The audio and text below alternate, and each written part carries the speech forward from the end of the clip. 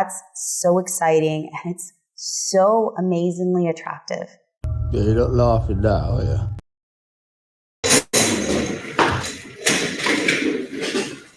And that's why I eat jackfruit, because it doesn't only give me the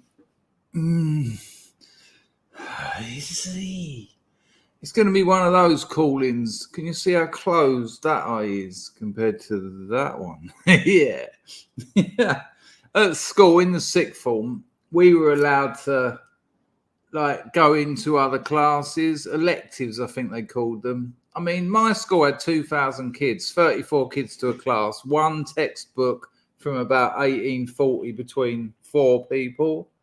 No one could read it. 4 is a weird number. You could probably, anyway, so you didn't. You just went, no one learned anything. Why am I telling you that? I can't remember already. Hang on. No, gone. Completely gone. Eye closed. It'll come back when I forget about it. Anyway, I'm past the stage of tiredness. Oh, hang on a minute. What the fuck has happened to those shoulders? When I ring my missus, I proper tense up. I wait till I've just been lifting. Yeah, pumping the iron. When you first lift weights, for about half hour after, you get the pump. Like I can do that with my shoulders, and then they don't look like that when I walk around. But I'll go like that, and I'll call my missus, and I'll sit like it for ages waiting for her to answer the phone. A couple of days ago, I was sitting in, I was trying to get it at the best angle and the best lighting, and I was sort of going like this. I don't know, I was going like that, like it was like Bayswater 2845, hello, zzz, operator. So I'm sort of sitting like this, and I'm sort of like that. And my elbow's on the table because lifting it up ruins the look. So I'm sort of going like that. And I look up there, and there's a bloke delivering water upstairs, and he's just looking at me, and I'm going. And I thought I'd probably stop now, so I just went. Yeah. I wonder what he thought. I bet he thought, strange people, the English. Strange people. So the question is, does anyone else tense up to improve their... Tell me the truth, actually. That started off as a little bit of a jovial attempt at an entry. Tell me the truth. People here, when you're about to do a video call, and I reckon girls do it because that's where their power lies. Yeah, I mean, lies. Back has been on the firm 33 months. When you're about to do a video call, do you sort of spruce up? Everyone, tell me the truth. Or do you not give a shit? Do you just go, no, with all your hair fucked? Just go, yeah. I suppose it depends on who you're talking to, doesn't it? I freak the fuck out of professionals. I'm talking to these big marketing companies. They're doing some work for us. And, they work with huge global brands. But they're mental people. When we've had a video call, right, I'll get an email from them afterwards. Check this out. This is the life I live. After the call, I get an email, and it's, hey, Chris, it was great to sync with you. I think I told you this the other day. It was great to sync with you. Sync, S-Y-N-C. How nice to sync. What's the other thing they do? When there's 2 or 3 of us, right? Obviously only one of me. When there's 2 of them, and this is many of the American companies I've dealt with, and you really realise how different their culture is. They'll be talking, and I if I'm paying them for a service, I don't put on any airs or graces. Fuck that. You just have to put up with it. And I just go, hang on a minute, hang on. Whoa, calm down there. And I said, you've said that. And the question I asked, which is irrelevant, but I said there's no carrier charges in the UK for sending an SMS. So that cost, that's gross, because not gross as in vulgar, but gross as in not net. Anyway, they ask each other if they can interrupt. I suppose the English interrupt and then apologise, but the Americans, it's like. So I ask a question, and someone will go, "Hey, Sonia, do you mind if I take over and explain this?" And Sonia will go, "No, that's fine, Harry, that's fine." And then Harry will say something, and it's all so fucking polite. I had one lot. Don't worry, this will be a call in. I'm just letting some people arrive. I'll get some hellos in and all that. What was I going to say about that? I am fucked, man. Black Friday this week has just rottened me. I had this one lot in. What happened? I can't even remember what happened. Oh, for fuck's sake, this doesn't bode well for a stream, does it? Hang on. Give me peace in my heart. Give me some mercy. Cut the legs off a bird, I pray. Stick the beetle's feet in its mum's ear and ask your brother for his veins. Sing Hosanna, sing Hosanna, sing Hosanna to the King of Kings. It's time to get my co-host on. Immediately. If you don't want to do it, son, never an obligation. Here we go. Bosh, bosh, bosh. That's for Packer only. That's for Packer only. That. He knows it as well. Watch. Hey. I did want to tell you something about those crazy Americans. Oh, yeah. So we're doing this thing, and what were they? What was it? There he is. There's my old boy. How are you, mate? I'm all good. How are you? Really, really tired. Really tired. I've just had a nice little nap. Kipper. I was literally asleep 10 minutes ago, 20 minutes ago. Was you? What? And you interrupted it for this? No, I had no idea. I just happened to wake up as it was. No, that's not how it worked, mate. I went. Have you seen the film Scanners? No. Yes. Maybe. Oh, if you it's not jokes, people. If you've in the chat, if you've seen Scanners and you reckon it's any good, put a 1 in the chat. It's a great movie, man. The 80s or the 90s? 70s. It's the 70s. Great movie, really good movie. Yeah, like proper unexpected. Manages to carry quite an improbable story, but the way it deals with it, it doesn't make it. It's like a supernatural sort of thing, but there's these people who are scanners. They can control things. It sounds shit, but no, look, JP straight away. Me and JP had the same upbringing. It's really weird. There you go, Otto. There you go, Special K. Cronenberg directed Scanners, did he? I did not know that. It is all about that, JP, but I don't want to ruin it for Packer. It's not really like a gore film, but there is one moment where you're like, oh, didn't see that coming. Yeah, there you go. Hello, October, long time. I've only seen it 5 or 7 times. Yeah, it's one of those. Hello, Baz. The bloke who you'd recognise the most is one of those blokes who you've seen in loads of films, but you don't really know who he is. Pags will know, though, because he's like that. But no one else knows who it is. It's a great movie, though. I recommend it. You'll be able to, if you type into Google. Yeah, I'll give it a look. Wolfie. Did I just see Wolfie in there? Did I see? Oh my God, Rob McGregor. Do I know you, Rob McGregor? Are you new in these parts, or have you changed your name, or has my memory finally died? Oh, Michael Ironside. Who's Ironside? Is it Rob McGregor? He looks different without his hair. No, that ain't him. He might be in it. I'm not saying he's not in it. Oh, he wrote it. I didn't know anything about that. Hang on. Michael Ironside. I thought Michael Ironside was that bloke who was in loads of films, always played like supporters. It is, yeah, it's him. It's him. It's exactly him. Who said? Someone in the chat say that, or did you guess that? No. Someone in the chat said it's. Oh, the bloke, Rob October. McGregor. Rob McGregor, like on the Rob screen. McGregor, yeah. Yeah, that's absolutely him. He's sort of like a successful failure, isn't he? Well, I reckon Michael Ironside could go to any Hollywood party and everyone would be like, "No way, hi guy, how you getting on?" And then someone else will go, "Who's that?" They go, "Don't know." But do you know what I mean? Though he could do all right doing the rounds of the old sci-fi.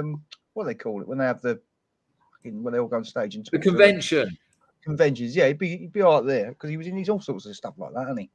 Right, this is gone then. Come on, people. Name films. I'm going to put a picture of him on the screen. I'm going to get his IMDb up. Name movies. That I tell you what, he's looking not so bad for his age, considering he's 73. Hang on, people. I'll show you. He's wicked in scanners, though. It doesn't go too well for him, though. Hang on, people. I'll share my screen. Special K, Total Recall. He was in that. Look at this. Is it, Packer? You're doing a job. You're growing into the position, aren't you? Do more. Read more comments while I'm doing this sort of shit. Great work. That's all that's come up so far. He was in what was that one about all the kids that went off to fight the aliens?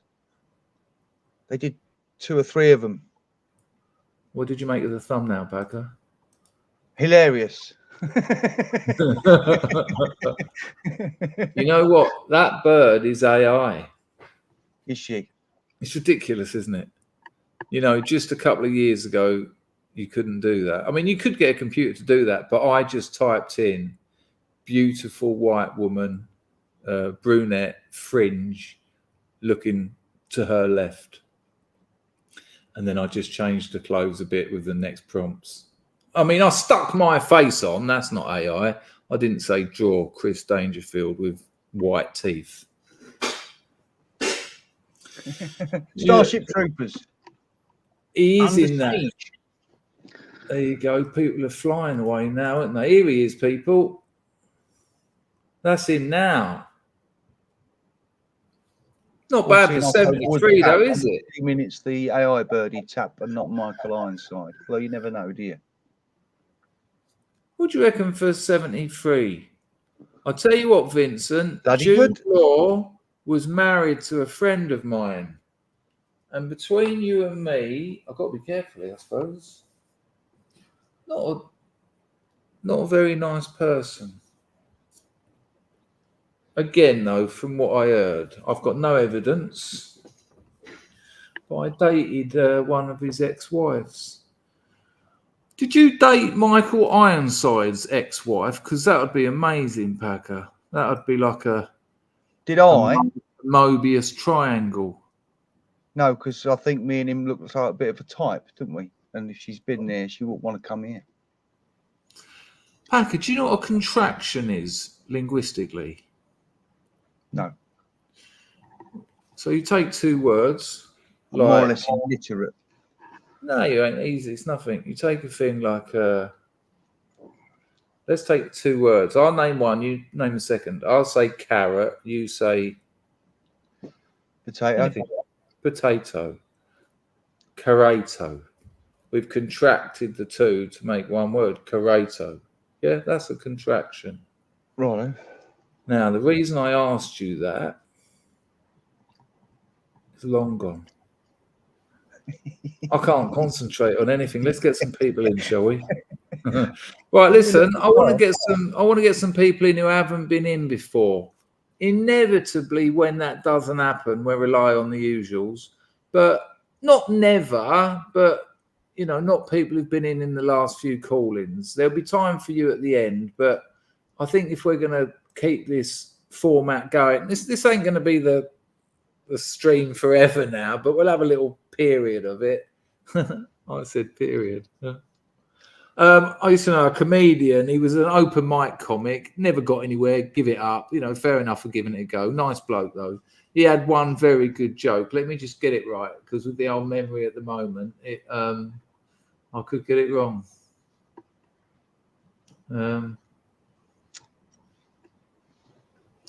yeah, it's words to this effect.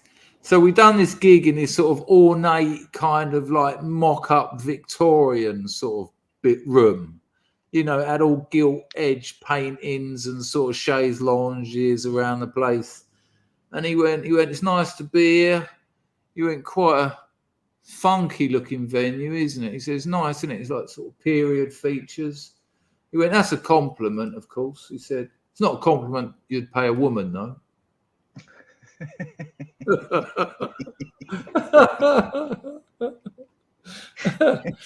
Right.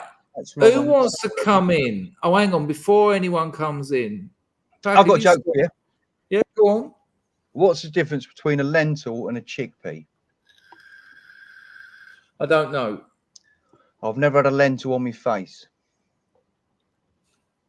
Chickpea on my face.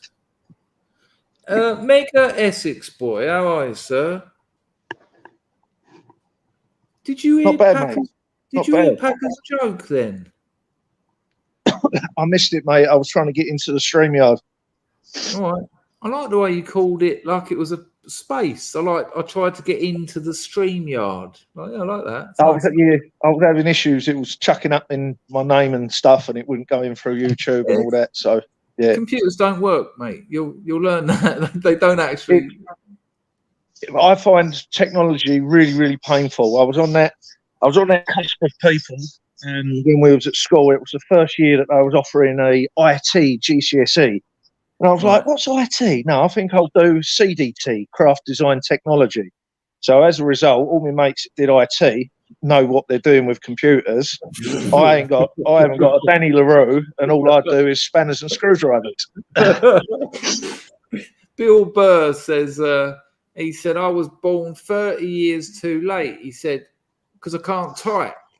He said, if you can't type, you can't join in with the world. See, I can type. Because I did Portman. How are we? Hang on. I want to get back to this. He says I go into the chat room, I start talking to a bird, and I'm like, how are you? He says she comes back with about 4 paragraphs. I'm still on I'm all right, and as he looks up, it says Sarah has left the chat. Mitch Edberg says you could cut 7 of my fingers off and I'll still type the same speed. That's all my typing jokes. Go on, let's talk to our man in New Zealand. How are you? Let's go for it. Yeah, not bad. What do you want to know? I'm working like a dog. Yeah, me too. Yeah, but you know.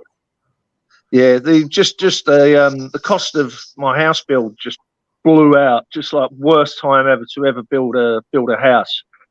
Just post COVID, when all the freight stuff's going up, and then the town that I live in had a big flood, and all the builders were taking off doing their mates and families' places, which is fair enough, you know. But that left me high and dry, so to speak. Pardon the pun. Gutted. But yeah, we're all right. Got myself a new puppy. Have a guess what breed? Staffordshire Bull Terrier. Yeah, funny that. Yeah, exactly. You're on it. That's all you ever going to get again. Yeah, exactly. The way it goes, isn't it? Yeah. I know that one. She's a right little cracker. She's mates with my pigs and the chickens and everything. Yes, she is. Look, Dee Dee, come and say hello to Chris. Come and say hello to Chris. God. So how old? It's a boy, is it? It's a dog. No, it's a little girl. I just fool people with a blue collar because I don't like walking about with a dog in a pink collar. No. How old is she? Almost 6 months old. Wow, she's big for 6, man. Hello. Yeah. Yeah, she's a little bit of a sod. She's in that phase where she's just chewing your arm and your hands and jumping up and, you know, pretty incessantly. So it's no bites, just lickies.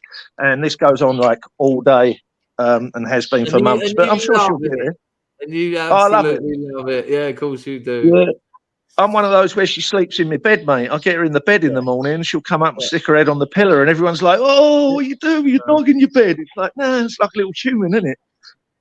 Mine used to get in. We tried to say no, but he'd get in at the end of the bed, thinking he was being sort of like clever and tactical. Come up under the duvet. I'd be here, my missus's ear and his head would just come up in between. And when he was about that age, he almost looked like a Labrador almost. We thought we'd been had. And then I've had a couple of people say the same about Dee Dee. There you go. And then one day it goes, and the head goes, and the shoulders go. Yeah. And that little girl next door says, "Why has your dog become a monster?" You go, "Yeah." That's what I was I'm looking still for. waiting for that to happen to me. I'm thinking one day I'm going to go. Keep trying. You'll injure yourself before that happens, Chris. We're old now. I'm doing all right. Look at those. I've just worked out actually. Getting there. You look like an Australian kangaroo outside a pub about to have a fight. You can stop talking now. Packer, are you a dog man? No, not overly. I like dogs. I had a dog. We had a dog when I was a kid, an English setter. And then when I was with the mother of my, what's a great big. He's made that up, English setter. I think you've missed a bit of that name. Like what? I don't know. Red? I don't know. Yeah, something like that, I think. No, they're black and white. Oh, okay. I suppose you'd know, Packer. You did own one. Apparently not. No, I'm making it up. Oh, no, they're very kind of noble. Here we go, people. I'll show you what. Oh, look at old Prince Packer. Plays the working class man. Wait till you see the dog he grew up with. Old Lord Fauntleroy there, walking around there. What was his name? Barbary or something? Well, you're going to like to see his name was Luke. Ah, that's kind of taking it down a few pegs. That's more like it. You know your place. And beautiful looking dog though. This looks like a show dog though. Was yours filthy and smelt of damp bathrooms? Yeah. Yeah. I think he had some kind of skin condition. Yeah, that sounds like it. Look at this one. An English setter. I'd never heard of that, to be honest with you. How do I do this? And then when I was with the mother and my daughter, we had a boxer called Pandy. The problem I had with boxers is they dribble like all. Well, my mates one did. Yeah, it's always hanging off them, and they're like, "No, it's all right." And it's like, "No, it's not. It's dog saliva all over me." Or my mate's boxer used to smell really badly, and I went round his house once, and he opened the door, and some of the dog's toys, weirdly, loads of them were like in the little lobby bit. I don't know what do you call it, porch. Like in the porch area. I thought that's a bit weird. And it reminded me of his dog. I went, "How's your smelly dog?" And he went, "Dead last night." Went, okay. Timing. Yeah. Sorry, mate, about that. He said, "It's all right." He said, "I think the smells in the walls." Have you had dogs before, Essex boy? Yeah, I've basically the only times I haven't had dogs is if I'm away travelling or it's between the death of a dog and a new dog. So when I was born, go on. Yeah, when I was born, my mother had French Bulldogs before they were fashionable. This was like early 80s. She had one from the early 70s, her first one. And then after that, it's been Steffi, really. Oh, but now, as much as I've got a Steffi, my 78-year-old mother back in Hornchurch has got a British Bulldog. Oh, wow. Drags around the streets. Yeah, so yeah, we're all pretty dog mad, us lot. So hang on. I quite fancy an English Bull Terrier if I have another one. Yeah, I consider them. Yeah. What I wanted though was a dog that was more socially acceptable. That's why I went for the English Staffy. Because over here, I can still get my hands on pit bulls and American Staffordshire Bull Terriers, and they're all too big. And just the same with the English Bull Terrier, a lot of people shit their pants when they see them. So if I want to go into a cafe or something with my kid and my family and the dog, I need something that's a little bit more socially acceptable. Understandable. We used to have to put a muzzle on ours. And the thing is, as soon as you put a muzzle on him, everyone's scared of him. And so it was like, just take the muzzle off it. He's fine. That's a French bulldog. What did you say? A French? Yeah. Yep, that's it. French bulldog. It is. Yeah, yeah. And her first one, she got at the start of the 70s. Squire, who was about when we were born. Yeah, she was right into her dogs. She used to show them and everything, like Barbara Woodhouse. I was about to say, tell me about your mother. Not in like a. Tell me about your mother. But to have a dog like that in the 80s, I'm thinking that I'm interested here. This could be interesting. Tell us about your mother. She's grammar school educated, but from Forest Gate. She's always thought she's posher than she was because she went to grammar school and not secondary modern. Yeah. Hated me and my brother watching Grange Hill because it would affect the way that we spoke because she tries to speak good Queen's English. Horrified with the way that my accent and the vernacular's turned out. But my brother's the complete opposite. He's taken the posh ride with my mum. So she used to be a secretary and a touch typist and doing all the shorthand stuff. But that was later years. She was always a stay-at-home mum for years and stuff. But she's really hard-nosed. She's really quite very, very, very opinionated. She's no shrinking wallflower. She'll tell you exactly how it is. Yeah.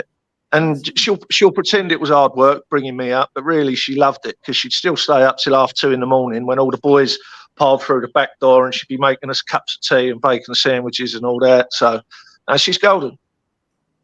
You get on with her now still like that? Yeah, 100%. Yeah. Wow. Yeah, nice.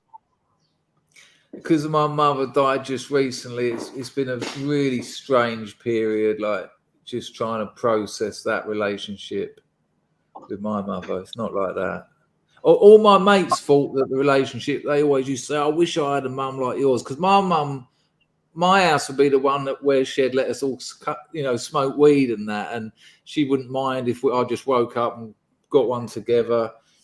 But, yeah, I don't want to get too into this. But yeah, my mum would let me sit on the back, the back patio and have a little biff there. And if me and the boys were getting on it, we'd have to go down the back shed. She knew what was going on. Yeah. Not the same. Didn't condone it, but would turn a blind eye, because she knew her little boy was home and safe. I think there was a bit of that about my mum. She lost her husband. My brother fucked off to university, and so when I went off to art school and that. But when I came back, she knew she wasn't going to get a phone call basically when I was there because she lived through that for years. I mean, I had a part to play in it, of course. Parker, go on. I don't have as much contact with her as I would hope. I'm a little bit lazy on that front, but as you say, it's just understood. She knows I'm flat out, and time frames are quite difficult to work with. It's either early in the morning when I'm getting up to go to work, I can speak to her, or when I'm 3 sheets deep to the wind and about to go to bed. So. Are you still drinking probably more than you'd like to? It's a weirdly phrased. Yeah, massively. But you know what I mean. No, massively. My boozing at the moment is reaching a bit of a crescendo again.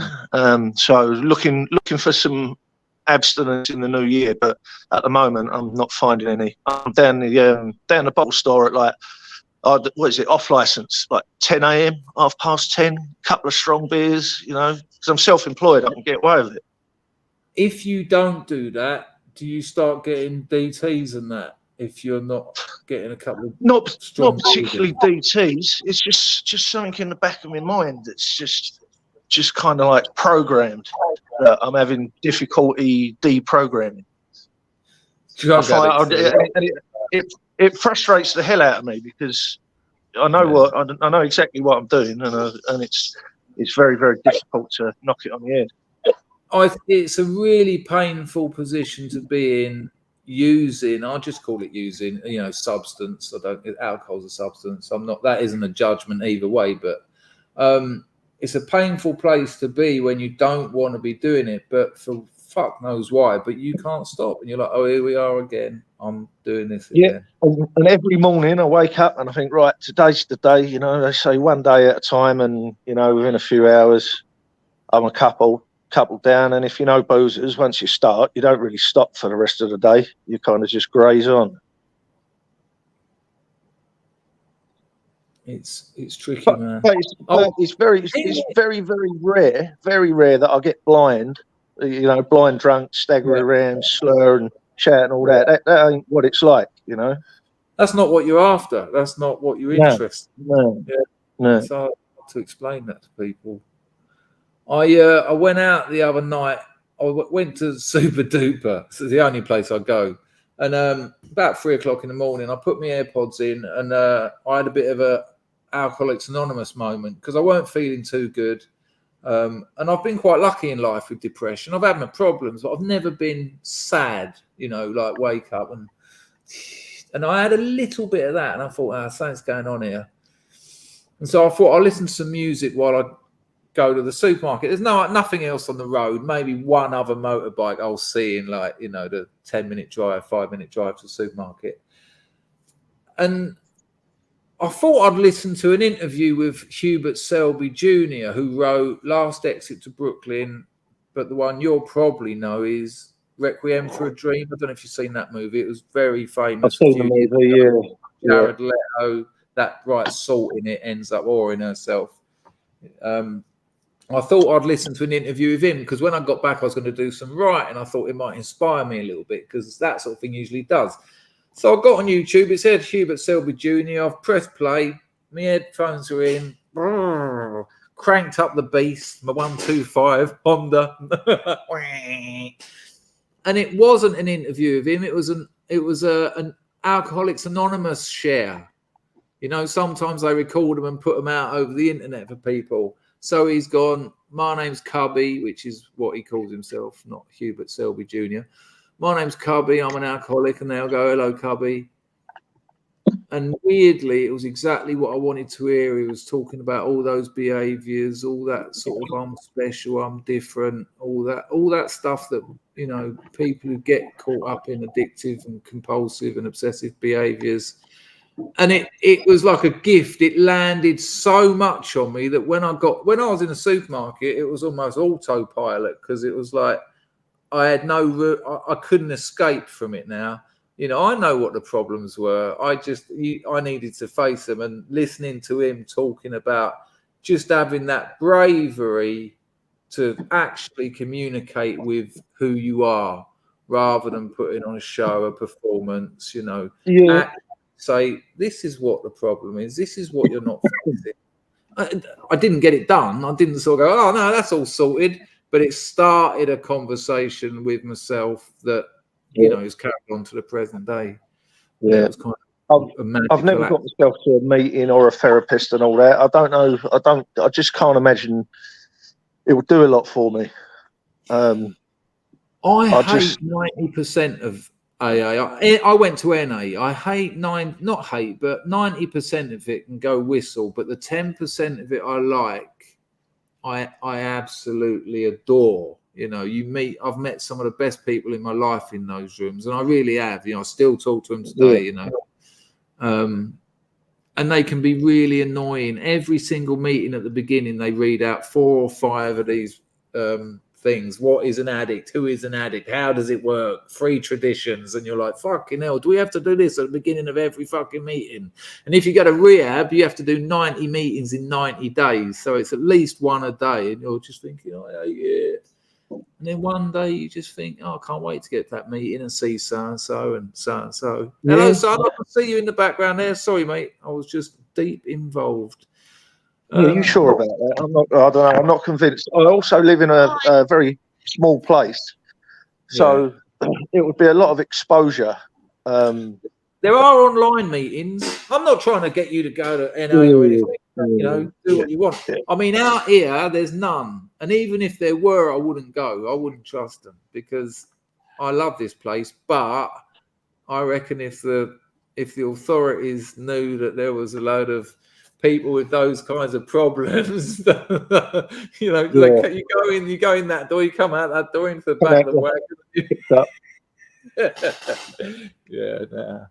Yeah. But apart from that, no, everything's wicked, mate. You know, I can't moan. The sun is shining, and you know, yeah, it's all right. What is your weather out there at the moment? What is your season? At the moment, we're just coming into the start of summer. Yeah, at the back end of spring. So yeah, all the grass is growing and the flowers and the veggies and all that stuff. And yeah, trying to dodge into a bit of shade at work at the moment. It's the opposite from dodging the rain. So it's a 4-season country, is it? You get autumn and spring. Wow. Yeah, for sure. Yeah, it's very temperate. And what I like about it is each season is really defined. You know, if you had to define spring in a sentence, that's exactly what spring is, and summer and winter and autumn alike. You know, so we get cold and rain, and you know, spring will get the winds, and yeah. I know what seasons are. Yeah. I was unsure there for a minute. Hey, Packer, what's your favourite season in that grotty old climate?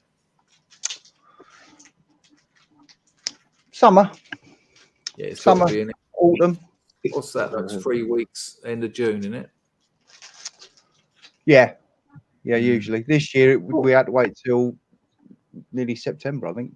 I heard you had quite a good summer this year. Oh, is that Spain went mad? My auntie said it was like 50, 45, 50. No, they had a really good one in on the continent, but it wasn't so great here. Can't really remember. What's your boy got there? Oi, little one. Great big lollipop. What flavour on the head of it. Get his hair stuck in it and yank it off. My hair. A lot. What's he watching? Is he watching himself on another screen? Yeah, I have my telly set up next to me, so you're all on a 40-inch TV. Normally, I sit and look at that. Okay. How's your go-karting going, Packer's son? He's going How's tomorrow. the go-karting? Going tomorrow? Yeah. Has he been winning? No. You've got the dog barking now as you went to speak. Have you seen the go-kart? Have you seen his go-kart? Yeah, it's flash, isn't it? Yeah, man. I'd be well chuffed to have that if I was. Am I right in thinking he's got a scrub sticker on it? Two. Got scrubs and name the local boozer. Oh, wicked. Did they sponsor the paint job? Did they? Yeah, they bunged us 50 quid. Bless them. Yeah. Oh, that's nice. Yeah. Did they really? Yeah. Wow. I might have to get into fake go-kart sponsorship.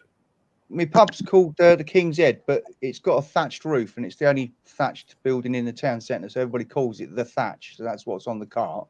Nice. And on the roof of the Thatch, they've got a Thatch Cat that's lent up the chimney. It's actually about 4 foot tall, this cat. So on the sponsor, we've got a cat above and below the thatch, as if it's climbing around it. Is that booze, or is it like a redux, or is it an original old building? Is that original old? Wow, so it's like a couple hundreds and hundreds of years old. Wow. And now I know why you go down there every Wednesday. There's a lot, yeah. Not Wetherspoons. There's a lot of boozers shutting though. You're lucky it's still open, eh? Yeah, there's well, there used to be probably 50 pubs in the town I live in, and there's about 3 or 4 left now. Madness, isn't it? But there used to be, like you were saying the other day, Chris, it was one on the end of every street almost at one point. Yeah. Good times, eh? Good times for drinkers. when I think I was sort of like, just when you were about 16 and you could get in a few boozers here and there, when it got to Friday night in Dartford, you go down the boozer and everyone would be there, and like all the birds and the ones you fancied would be there, and then you go to another one, and it's fucking great. You got hold of someone and all that. There'd be a little bit of a tear up, but nothing like serious. And then the next morning, all laughs, then start again, barbecue in the afternoon, back down the boozer. And when I went back to mothers, they're all gone. They're just not there. There's no communities to serve them, you know. There's a couple of sort of wine bars, and I just thought, wow, what in Dartford? What for? I don't know, but what do we? I'll tell you what though, Geert Wilders won the Dutch election then, didn't he? What's his name? I was trying to remember his name. That's 65. Sorry. Go on. No, go on. No, you go on. Oh, you go on, I remember his name to someone at work today because it's hilarious. They banned him from coming to England, didn't they? Yeah, and he had a court case because he dared. I mean, listen how pathetic Europe is at the moment. And when I say that, people, I love Europe. That's why I say pathetic, because it's so painful. He got taken to court for hate speech because he stood up in front of his own people and he said, look, it's a simple question. Do you want more Moroccans or less Moroccans? And the crowd started chanting less. He got taken to court for hate speech. It's like, what? You can't ask your own electorate a simple question. It's such nonsense utopian idealism. No, just stick it under the carpet, and then it doesn't exist. You know, I'm more confident now, or more, what's the word? Optimistic. that pendulum swinging the other way globally, because the left have made Geert Wilders, the left made Trump. The left in England are going to make someone. It hasn't appeared yet, but it'll happen. The Social Democrats in Sweden, they're going further left. I mean, you know, they're a bit mild for a right-wing party, but they're still talking about sending prisoners home. If you're an immigrant and you break the law, we're not going to pay for your bed and board. You can fuck off.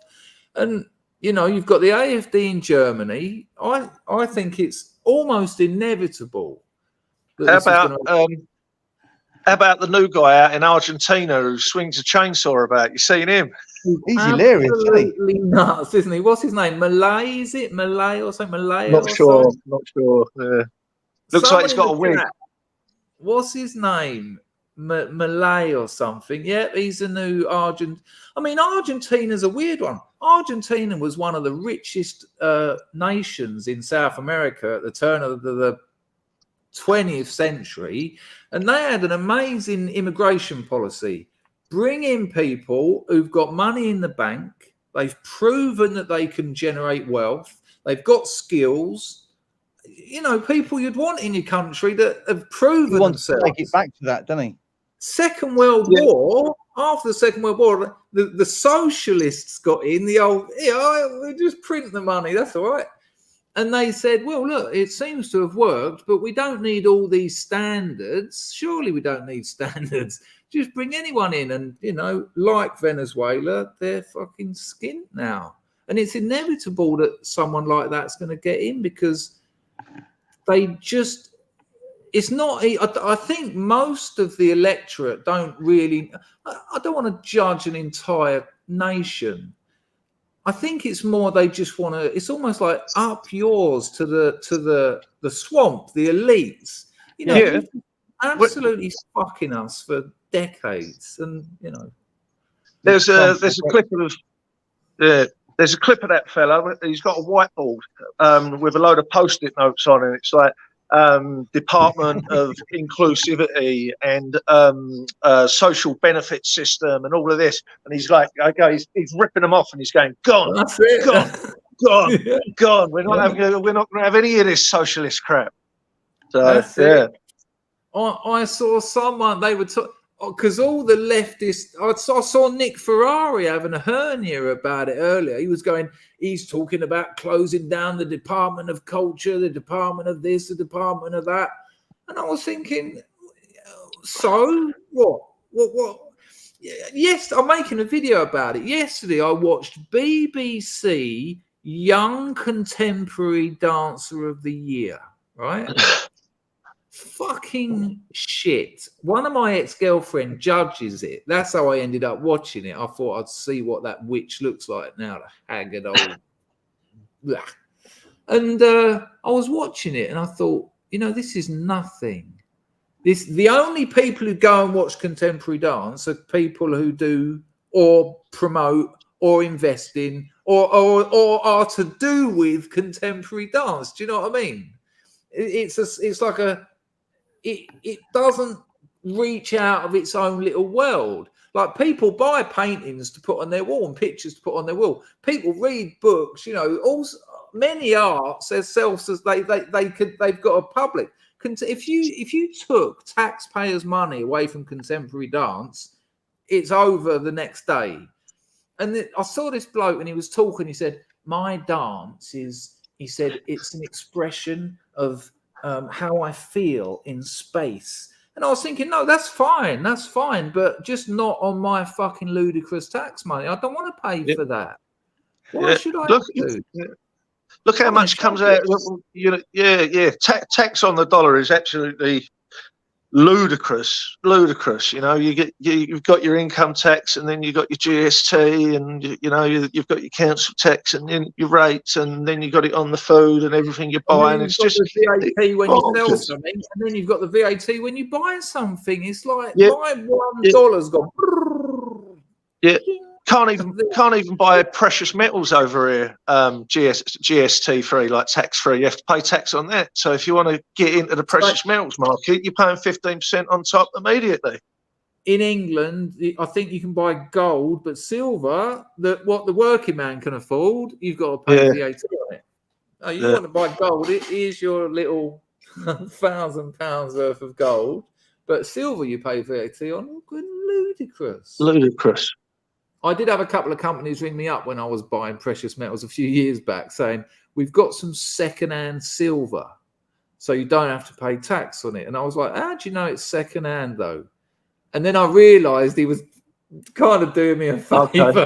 He didn't say a word. And I went, I said, yeah, do you want to make it up for tea?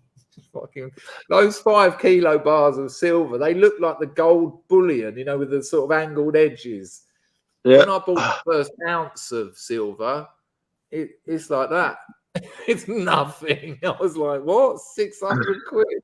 I got shot of all that, though. I tell you, I ended up paying off that bloke. You know that story I told you when he walked me up to his room and I thought it was going to be a murder room and it was his yoga room. I ended up giving him most of my silver, because I owed him hundreds of thousands of pounds. Let me find. You talk amongst yourselves, and I will. You don't have to. What's new in your world, Packer? Nothing. My world is very boring. It's how I like it. It's very staid. Yeah. It's always yeah. I'm 53. I'm done with doing new things. Nothing really I want to do. Whereabouts are you sitting? I'm sitting in my barn at the moment. Yeah. So yeah, we live in the barn. There's a little door there that goes through to a little apartment, and we're living in there while we're building the house. You got a truck there? Yeah. What is it? That's a Nissan Navara. Oh, nice. But she's what is it? 8 years old now. And yeah, it's pretty rough because it's a work vehicle and it's been smashed about a bit. There's plenty of dents in it. Yeah, mine's a little bit like that. Yeah. We talked about girlfriend cars. Sorry, I just overheard that last. Cars, bit. I think. Yes. Cars, I think. But yeah, it's same. Mine's a bit rough and dirty. A few dents in it. Mine's sat here, so I won't say anymore. I know. Yeah, look at her. She's a bit rough. I'll show you where my missus shot my car. Well, actually shot it with a shot. Oh my god! What was that? Is that a bullet or a pellet? It was a pellet. It was a pellet. She'd been out shooting pests on the land, and she left the gun loaded. And the next morning, she picks up the gun, and as she rises it up, she hits the trigger and ends up shooting your truck. because she'd left it loaded. I went mad at her. Imagine if she shot my kid. Yeah. She needs to go on she needs to have some lessons, I think. It was fun. Interesting when you were talking about what dogs you can get out there, because out here I can get a Doggo Argentino. They breed them out here. They're perfectly legal. And the missus wants us to move out to the provinces. And I do too, eventually. And I was thinking, I think if we do and we have kids, I'll probably get a couple of those. They'll be like, I wouldn't want to stay out there being the only European, because they just think you've got money and you're a target then, you know. And if I go out and she's in, a couple of those big doggos, I think they'll probably leave her alone. A lot of hard work, though, eh? Dog's exercise, a lot of exercise. And imagine the pose. Imagine your backyard. Imagine the pose. Give me a bit of time. You're going to have to go around and pick all that up, you know? No, she will. Yeah. Right, here we go. This is exactly what I watched. Now, hopefully it won't be copyright. I won't make you suffer all of it. Now, what I want to say, it's only a couple of minutes. I'll show you a minute of it. I am not judging this fella. He seems like a nice bloke, right? That's not what this is about. What I've got a problem with is that he can get funding, and a contemporary dance gets so much money in England, trust me. And I know because, like I said, my ex-missus, she's massive in the contemporary dance world. And when she was breaking into it, you know, oh, here's 100 grand, you know, go and fuck off to America and teach some people. And it's all very woke, you know, oh, we're going to go to Mexico and get the street kids to put on a performance. It's like, yeah, there's some other street kids up the road you might want to feed with that money, but no, you haven't fucking... And that's what does me, you know. And again, if you want to go out to Mexico and teach kids to dance, you pay for it, because at the moment, I'm paying for it. Where's my money for my writing? I've got a novel to write that I haven't got time to write because I'm earning a living paying for your fucking contemporary dance. That's what gets me. It's got no function. Right here, hang on. But again, he seems like a nice bloke. So if you are watching this, Max, you're all right. But have a look at this, and well, we'll see. Hang on, because he explains it, and I'll tell you what I don't like. I'll tell you what. If you're an artist of any stripe, painter, sculptor, writer, dancer, I felt like I had to put that in. You can't just get away with making work because you're interested in it. Oh, I'm interested in shapes. I'm interested in color and texture. I don't give a shit. I want you, if you're going to do it, make it have a social function. Otherwise, you might as well be sitting up in your bedroom wanking. And anyway, I'll get in on one here, so I'll just show you a bit, and it will explain everything I've just said to you. Hang on. So this was the winner. So this is a double bubble as well. Not only do these people get funded, and he went to a school that was funded by taxpayers, but then the BBC fund this, so that's more taxpayers' money. Here we go. Enjoy yourself. Let me just make sure I've got the audio. Right, we should be all right. But again, I'm not digging him out. That's not my issue here. I'm going to put it on full screen. This is contemporary dance, people. Max Ravel. My name is Max. I'm 21 years old and been dancing since I was around 9 years old. The work I'm performing is called Unstr Strong. It's choreographed by Dixon MBI. The work is kind of people's perceptions of you and people's perspectives of you, and about either accepting those perceptions and perspectives or fighting against them and not let other people's opinions kind of drag you down. Specifically, it uses the elastic, which is attaching my feet to my hands. And this is something that was done by a dancer called Boogaloo Sam. He's also like a really big inspiration of mine, so it was like quite special to be able to take it forward creatively in that way. I think Dixon's got a really unique vision choreographically, so anything that he's going to make is going to be kind of interesting visually to watch. When I'm on stage, I'm just trying to embody the character of the work. I'm not trying to do anything else. If I just try and... Fuck off. When I'm on stage, I just try and embody the character of the work. I don't try and do anything else. embody the character of the work is just bullshit artist speak. What the fuck does that mean? Embody the character. It's just nonsense. It really drives me mad. Crack on, but I'm sick of paying for it. Hello, Dan Carty. Hi, everyone. How are you? I'm Hello, good. Dan. I'm good. End of Did you week. see Dan on here the other day, Essex boy? I did. Very confident. I think he's going to fit in well round here, eh?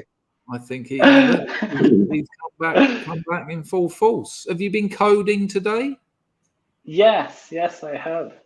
Did you enjoy it? Was it a pleasure to code? Sure. I didn't actually write code. I did. I was running stuff. Dan Carty, what do you make of a bit of contemporary dance? Is that your cup of tea? I mean, I mentioned last time I'm not the greatest art appreciator out there. It doesn't do much for me. I see. Yeah, but you work. I assume you pay taxes.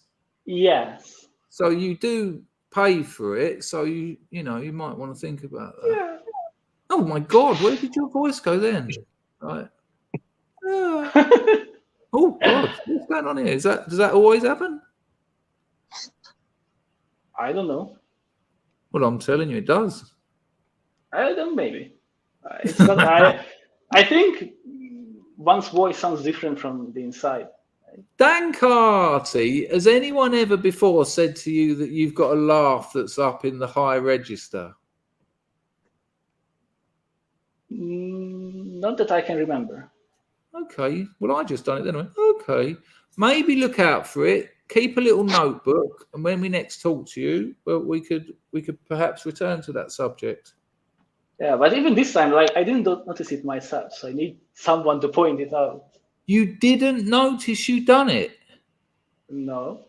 That is interesting, because obviously you had to. No one else done it, did they? I like that kind of stuff, because it wasn't an accident. I don't believe in arbitrary behaviours. Yes, I noticed. Yeah, it's a bit. you mention it quite often. Gets a bit boring. Yeah. No, I wouldn't say that, because it's quite unique, right? Well, I think most people don't like this talking point of yours to. Oh, people don't do things by accident. I don't think it's something that many people. It's just not arbitrary. A choice has to be made, doesn't it? You have to. Unless you're not you, but unless one is suggesting that there's someone else inside you who occasionally pulls strings, then you must, on some level, be making a choice to do something. Like people who've got tics, you talk to them and they sort of go, I'm not getting at them, but there's a choice being made somewhere, whether it's conscious or unconscious. And when you say you noticed it, is that because you've watched loads of my Dragon's Den videos? Yes. I think by the time I was last here, I think in a week I binged like 30 of your videos or something. Wow.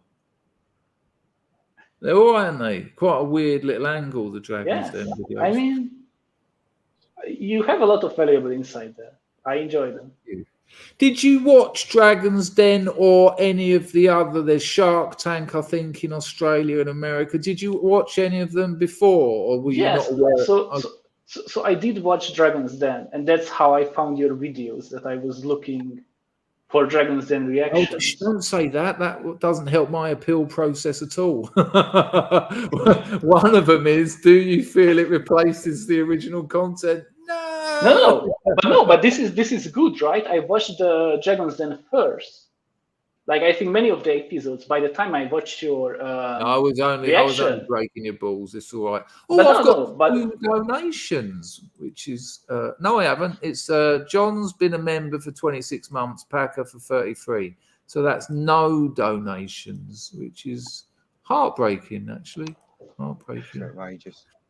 It is, Packer.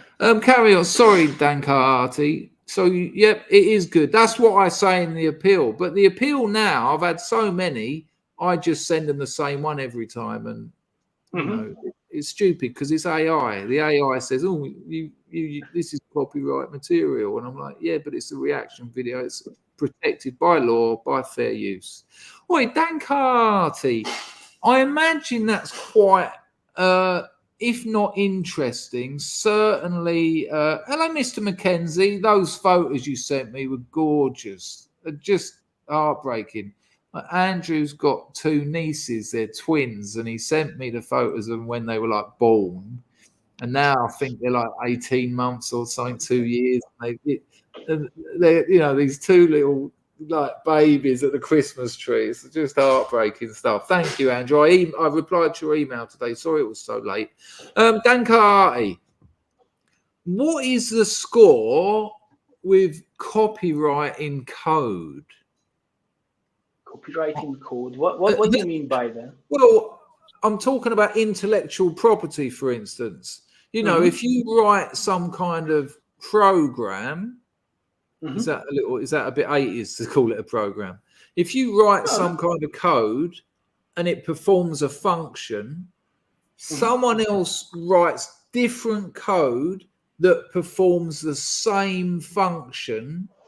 I'm sure there must have been some interesting court cases in the past where.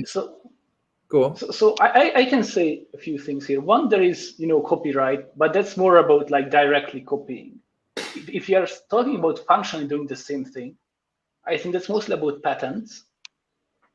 And at Google, we have a ton of patents, right? I can write a patent like, hey, I do this new interesting thing. Let's file a patent as Google, so now it's ours. But basically, Google will almost never sue anyone with this. This is there to defend ourselves. And okay, that's interesting. As I understand, it basically exists in a way like nukes exist. If like Microsoft and Google decided to go on like a patent war, they would just mutually destroy each other. Yeah. What do they call it? Mutually assured destruction. Yes, exactly. So but it would go on forever, wouldn't it? I mean, yes. aren't who is it? Who owns Android? Is that that's Google? Yeah. Aren't they and the iPhone? They and Apple at each other's throats all the time. That's just an ongoing court case that will never end. Yeah. Yes. Wow, imagine being the lawyers doing that. So boring. So just no one. It's almost like a simulacrum of a court case. There's no winners. There's no losers. Well, there are winners. The solicitors, the lawyers. Yes, I mean, I'm sure they make good money. But can you imagine just? Oh, here we go again. Oh, that icon looks like our icon. No, we swipe down to the right before you swipe down to the right. Oh, fuck, it's not Johnny Depp and Amber Heard, is it? Mm-hmm. Yeah, but I assume if someone enjoys law, they will find a. Dan Carty, why are you looking to your right a couple of times there with a small amount of anguish on your face? No good reason that I can see. Are you sure? What is there? Nothing-ish. Empty space. Something though, isn't it? Okay. I mean, have you got a mirror that says who's the most pretty of them all? I mean, there is like a glass something, so I guess I can see myself. But it's quite far. I don't think I was focusing that far. So. No. Do you like mirrors? That's an interesting question. Think about it. Packer. Yes. Do you like mirrors? No. Don't dislike them either. Yeah, exactly. Right? Well, function. I would assume most people don't have strong opinions on mirrors. You'll find that they do, really, because that's quite. When you look into a mirror, you see your face. I mean, and you do have a strong opinion on your appearance because it's you. So I'm not really talking about mirrors, am I? I had a girlfriend once, and she said we were having an argument, and she said, She said, why have you only got 1 square inch of reflective material in your entire house? I went, what are you talking about? She said, you've got 1 mirror and it's that big. And I knew the mirror she was talking about. I had it beside my bed. I get this one blackhead here and it comes up every few months. And I just sort of, and then like, so that's my 1 blackhead. It's big enough for 1, you know, the mirror is big enough for 1 blackhead. And she said, why don't you like looking at yourself? And I was like, I do. She said, no, you pretend you do. And then she said, you look in most people's houses, you're going to have 5, 6, 7 mirrors dotted around the place. And she was right. She was absolutely right. I didn't want to look at myself too much. And in one rehab I was in once, there was what they do, there's this thing called goals group. And what they like doing in rehab, they don't like the therapist telling people what to do. They want the group to tell them, because the group have been growing with everyone and it's less sort of, there's not a hierarchy. So what they do, they get the group to come up with a goal for each person. And, you know, well, I just said it. And there was this girl and she said that she hates mirrors. And the group come up with that she had to look at a mirror for a minute every day for a week. She couldn't do it. She could not do it. It was fucking brutal.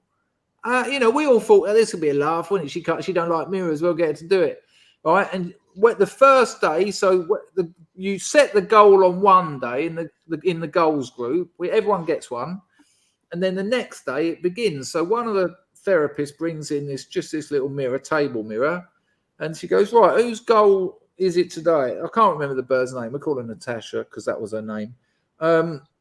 She went, okay, Natasha, so you got to look at a mirror for a minute. And she was trembling. She's not even looked at it yet. And we all thought it was just a bit of fun, you know, let's get a look at the mirror. She don't like them. But it was suddenly like, something's happened here. Something really dark is going on here. And when it come to it, she was like, and it was heartbreaking. She didn't do it. She didn't do it once. She did not look at that mirror all week. She tried, bless her. And in the end, she just went, I can't do it, not today. And they were like, everyone was like, no, you're all right. Because everyone was like, it backfired so badly. Everyone was like, no, put it down, you're all right, next. Next. It all got a little bit too real. And she was just sitting there going, it's all right. It was funny. What was she there for, Chris? What's that, mate? What was she there for? What was her drug of choice? She had a terrible story. She was just a junkie. She was just another fucking sucker on the vine. But her boyfriend used to inject her when she was asleep and then let all his mates fuck her. And she got a habit off the back of that. So she had no choice. Well, I might know her. Fuck you. That's dark, man. You've heard the story before, but her boyfriend ended up killing himself. He went and laid down on a train track, and she's in the room. We're all sitting there, and she went, they only buried his head and his feet. And I've looked across the room and my mates looked at me and he went, and I just was, and I'm ready to laugh because her story was so heartbreaking. I just didn't want to hear it. It just got everything she said. You thought a life cannot get worse. And then it's like, and that's when he started injecting me with Nubain. I'd wake up and they had photos of them all fucking me, and it was a bit bad and that, but I loved him so much. I was like, fucking hell, wrap up, love. I'm having a terrible time here. I am having a terrible time. But yeah, she's dead now. Bless her. Alice. Dan Carter, have you ever had your boyfriend inject you and get all his mates to have sex with you? Not that something that has happened before. No. Who knows what the future holds, but not that's a spirit from. Mega Essex boy, do you look in the mirror a lot? No, not really. I'd say I used to like mirrors, but as you get a bit older, it matters less what I look like. When I was back in Essex and stuff, everyone takes care of themselves, don't they? You know, Essex is kind of known for it, you know, and as you say, you're always using boozers in boozers, so you're always dressed as nice as you can. Over here, I'm living out in the country and working with animals and crawling around doing building work and shit. So it's not really, I don't bother, no. When you say that as you get older, not you, Walsh, not Walsh, there's too many in here. We've got some new people in later. That was Barkley trying to get in. Oh, you can come in a bit, mate. Well, actually, it's 3:30 in the morning here. I just spat then. I keep spitting at my girlfriend and talking about getting old, Essex boy. That's proper old man, isn't it? She keeps going, oh, leave it out. I'm like, sorry, it just happens these days, little white bits of foam. But when I was younger, I didn't sort of look in the mirror like, oh, you are what a handsome devil. But before I went out, I'd be sort of like a bit of that. Nowadays, I still do make sure my hair's combed. I mean, having a young girlfriend, I do try and play down the fact that I'm, you know, just what's the saying? I can't remember it. Fuck it. But there's more to discover now, and I don't want to discover that. When I look in a mirror now, I'm like, hang on a minute, those lines didn't used to be permanent. Yeah. They'd like. I've always had one of those sort of wrinkly foreheads, but when I'm not wrinkled, they'd be gone. The other week, I just see them there, and I thought, so I noticed I don't spend so much time because I don't want to see the changes. I've had a shaved head for like forever. It's very, very rare for me to have a bit of hair on my head, and one of the reasons is I'd let my skinhead go out a little bit, and I thought, oh, I better. You know, I really better get some hair because I am receding, man, badly. Like, look at that. Look, she's going back. I'm going to end up with a little island at the front, like my dad did, and a Ray Reardon going up the back. So this will be the last time I have hair, and then I'll be back to the skinhead, I think. I think it looks better like that. I think you look better like that. You sound like my mum. Yeah, but I was worried about the island in the sun. It's nearly there. But as long as you're just head on, I'm all right, you know. But when I have shaved my head, the girlfriends don't like it. They go, no. I don't know. But it's all there. Oh, you're all right. You've got plenty, ain't you? I'm about the same as that, to be honest with you. Have you thought about hair transplant? No. Out here, they're 600 quid.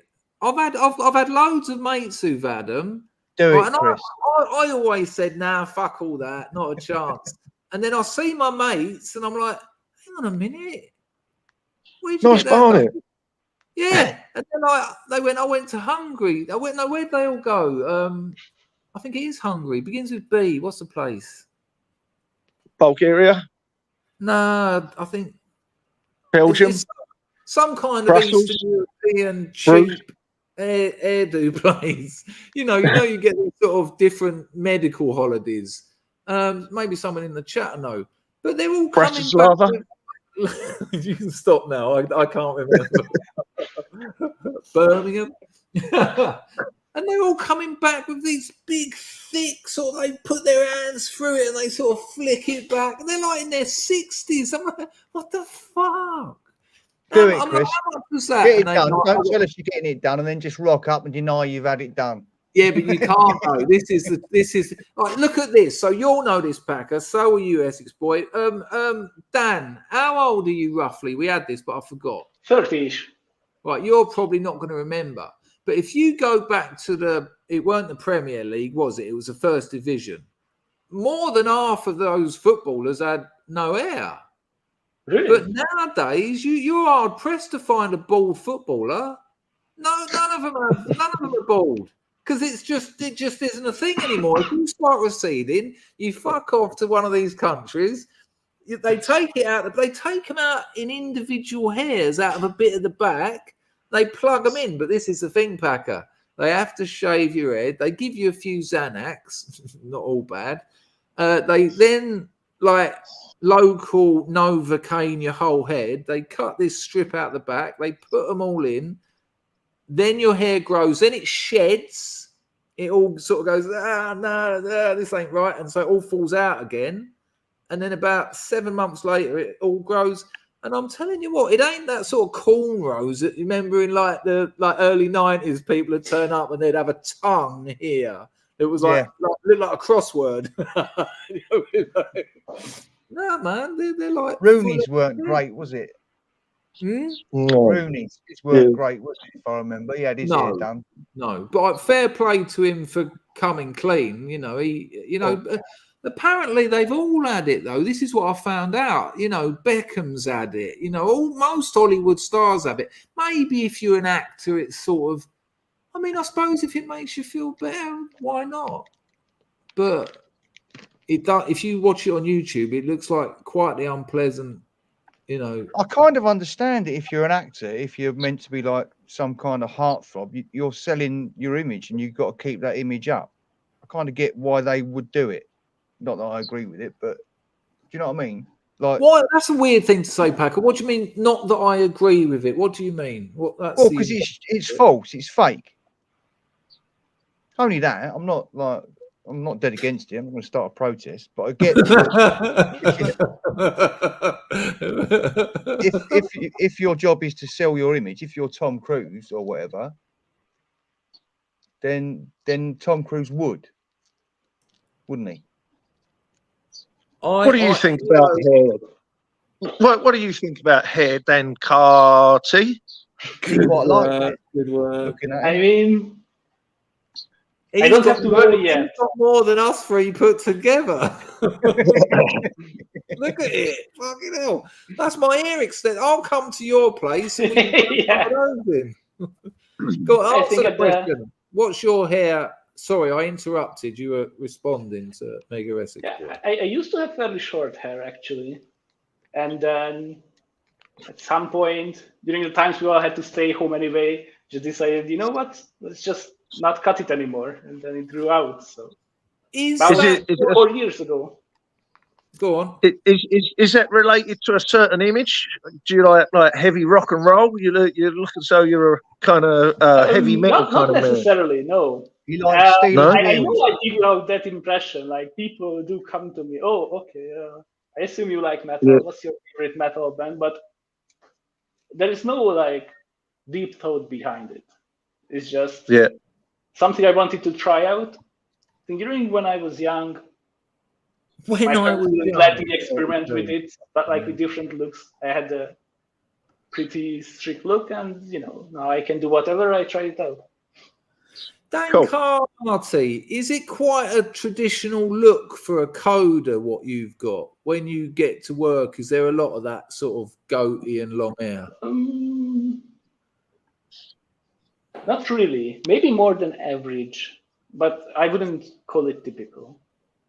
I think usually people see me, they will kind of remember me because I look different enough. Like some kind of Viking. Have you ever thought of plaiting it? What's that? Like when you take 3 strands and wind them into each other. I mean, I don't think you have. My partner does it for me sometimes, but I don't really do it regularly. Yes. But the problem is when you take them out, you've got like Hollywood waves. I mean, I do have some waves anyway. It's not as apparent because now it's long and it weighs down. But at the ends, it's somewhat wavy. Anyway. Mega Essex boy, if you could press a button and have Dan Carty's hair, would you have it? Sorry, my voice just come out. Would I have Dan Carty's hair? I reckon I know your answer. Not my cup of tea. I reckon you'd have it, but you'll just cut it short. Yeah, probably. Yeah. Hey guys, I'm gonna have to go, so I'm gonna say goodbye to everyone. Always a pleasure. Ping me an email of something I want to send you. You know it, chris@chrisdangerfield.com. Yeah, look after yourself, mate. Lovely to catch up. Take care. Catch you later, Scrubs. Catch you later, Packer. Bye, Dan Carty. Bye. Bye. Nice meeting you. That's amazing, Dan Carty. All right, there we go. Right, Walsh, you want to come in now? Hello, Miss Glass. Oh, he's old Mega S boy missed all the megas. Here we go. How are you, Glass? She hasn't. The coat on. Is it chilly in there, son? Yeah, look what else I'm wearing, though. It's extra chilly. Oh, you don't. That's absolutely rubbing it in, man. I just wore it to the shop, so I haven't actually taken it off yet. I didn't really Have you think about noticed it. it's got my initials? Yeah.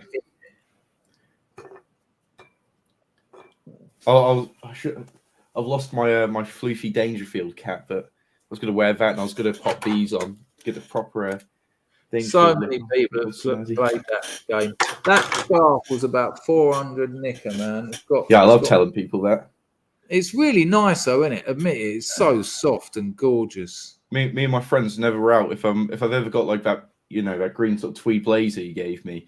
You mean that $5,000 fully bespoke suit? Yeah. Yeah. Green blazer. Fuck's sake. Well, we tell people. My mate will go, oh, you see this jacket? Here's a story about how we got it. It's like, oh yeah, you see, my friend who used to be a crack and heroin dealer, when he was up on his money, he got this jacket. It's stained with horse piss. It cost about £5,000. That's what I tell you. No, it's stained with horse piss, not horse. Horse piss, yeah. Did you say horse or horse? Is it not a bit of both? I mean, there's a fair chance there's a bit of horse piss on it. Oi, Packer, there is some actual my blood on it, though. Yeah. Oh, God. Should I say where? You saying that is enough. I think people can probably leave it up to interpretation. Leave it vague.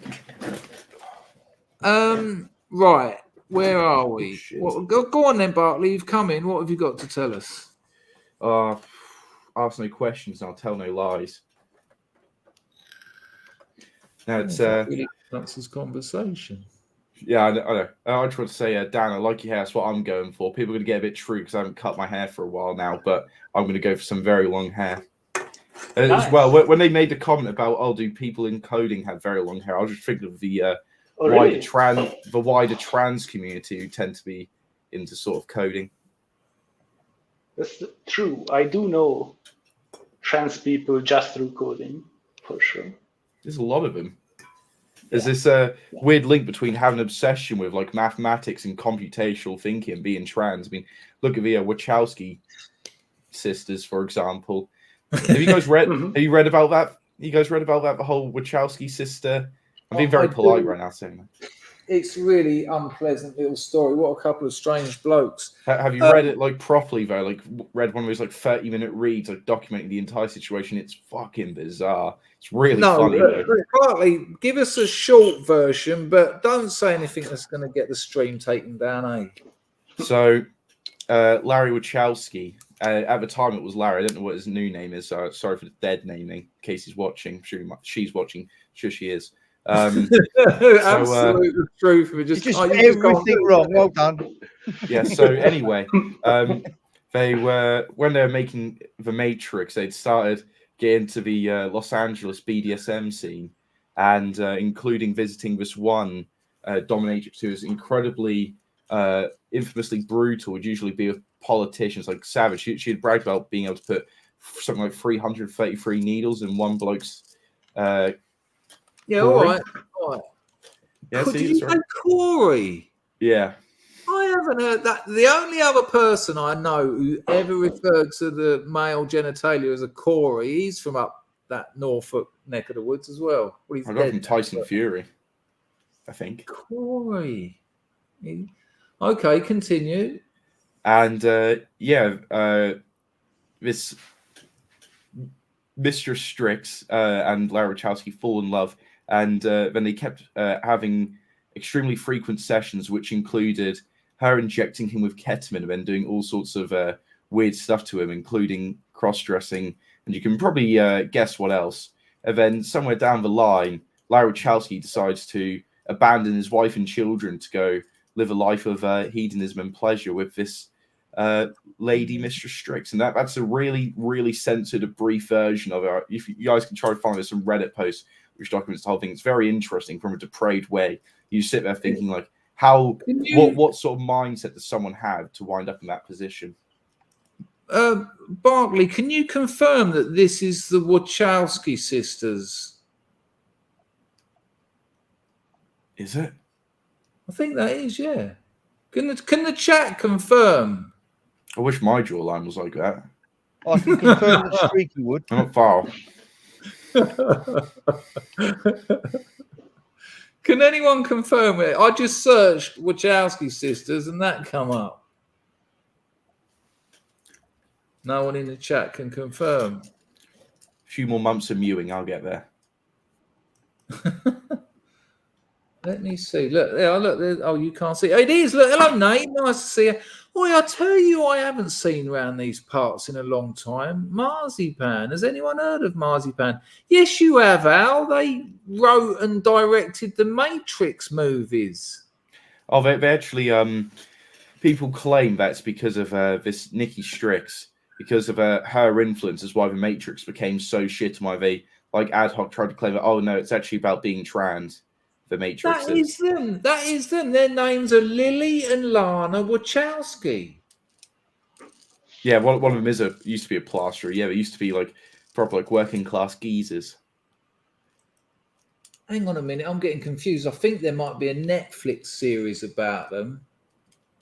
So I'm not sure. Is there, Dan Carty? Is that why I'm getting confused? Because I don't know whether I'm showing you them or the people who played them. In the was the Netflix show like a documentary, or was it a like a, what would you call it, like a fictionalized account? There you go. That is them. Look. Hello, Mouth Cat.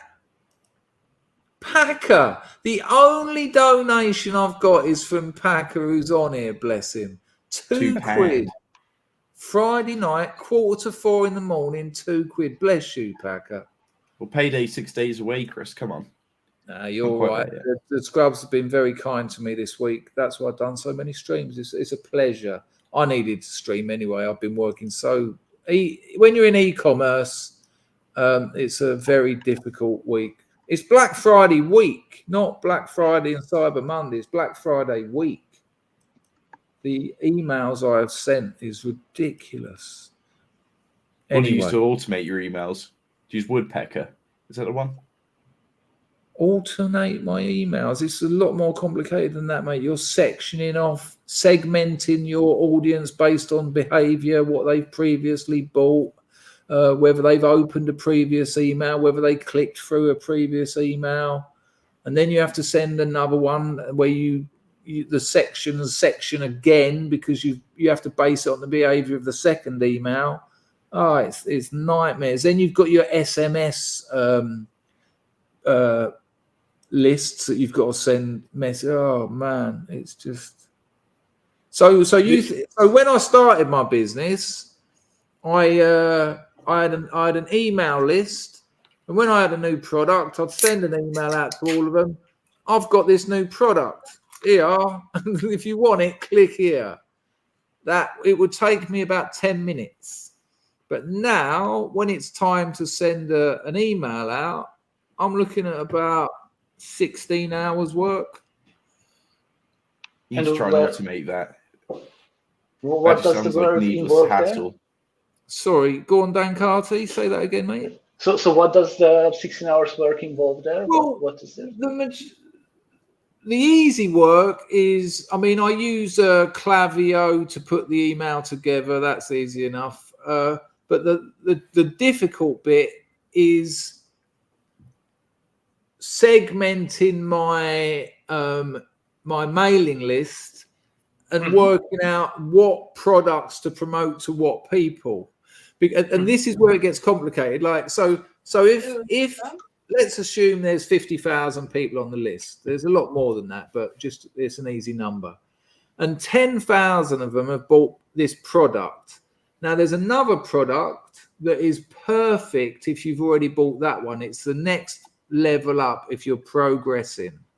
So it makes sense to send that 10,000 this product. But if you segment them off and send that email to them, You might have another email that you're sending out that's site-wide, a 10% site-wide discount. But if that 10% site-wide makes the product you've sent them more expensive or cheaper, they're going to get a bit pissed with you. If they're like, you sent me an email and I went for it, but then the next day I got an email saying I could have got it cheaper, or, you know, so it's excluding people and including them. But you want as many people to get the email, obviously, but at the same time, it just gets really confusing because, well, that's it really. That's it. It's confusing because also you can't just send out 10 emails to everyone because they'll unsubscribe. Stop sending me fucking sales emails. So you've got to get it right, you know. And if you do get it wrong, which I have in the past, your customer service team is just, you know, snowed under. And then people, and also you've got this, Dan.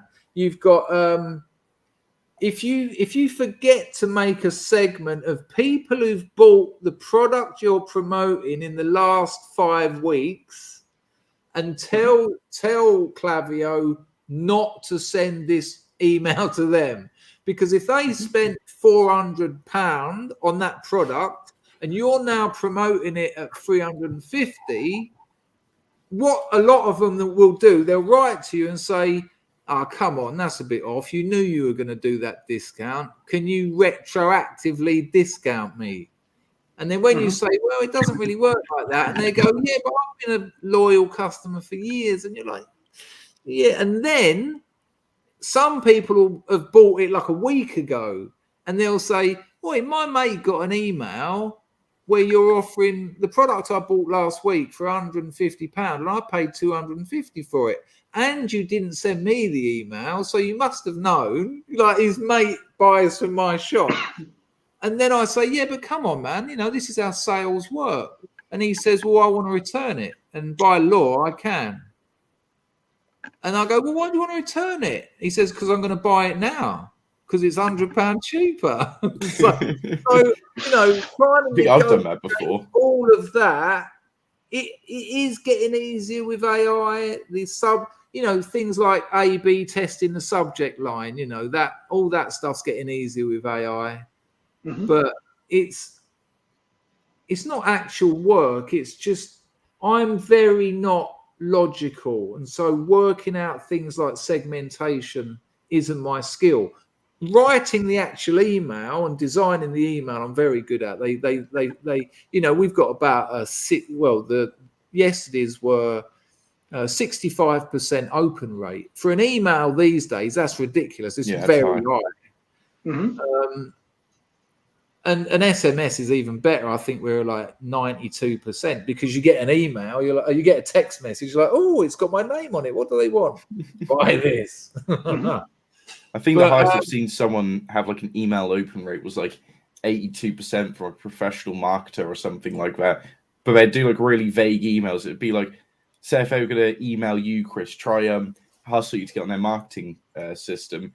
They'd just put Chris, comma, question. Just Chris, question. Yeah, but they wouldn't be able to do that. That's going. What are they going to? How are they going to get my name in the subject bar? How would get your name? They would have a Google spreadsheet with a list of leads that they were going to contact. They have a section that says name, and then they'd have a software that would pull from the spreadsheet, pull what's under the column, name. The automation is going to have a section for name or first name. Then it'll automatically do it. So I think there's legal. I think there's legal concerns around doing that. You can use it as you can use it to address them, but not in a subject bar. I don't think you can do really. That. Yeah, there's all sorts of weird stuff. There's weird stuff like sending SMSs at different times. You're not allowed to send them at certain times of day and things like that.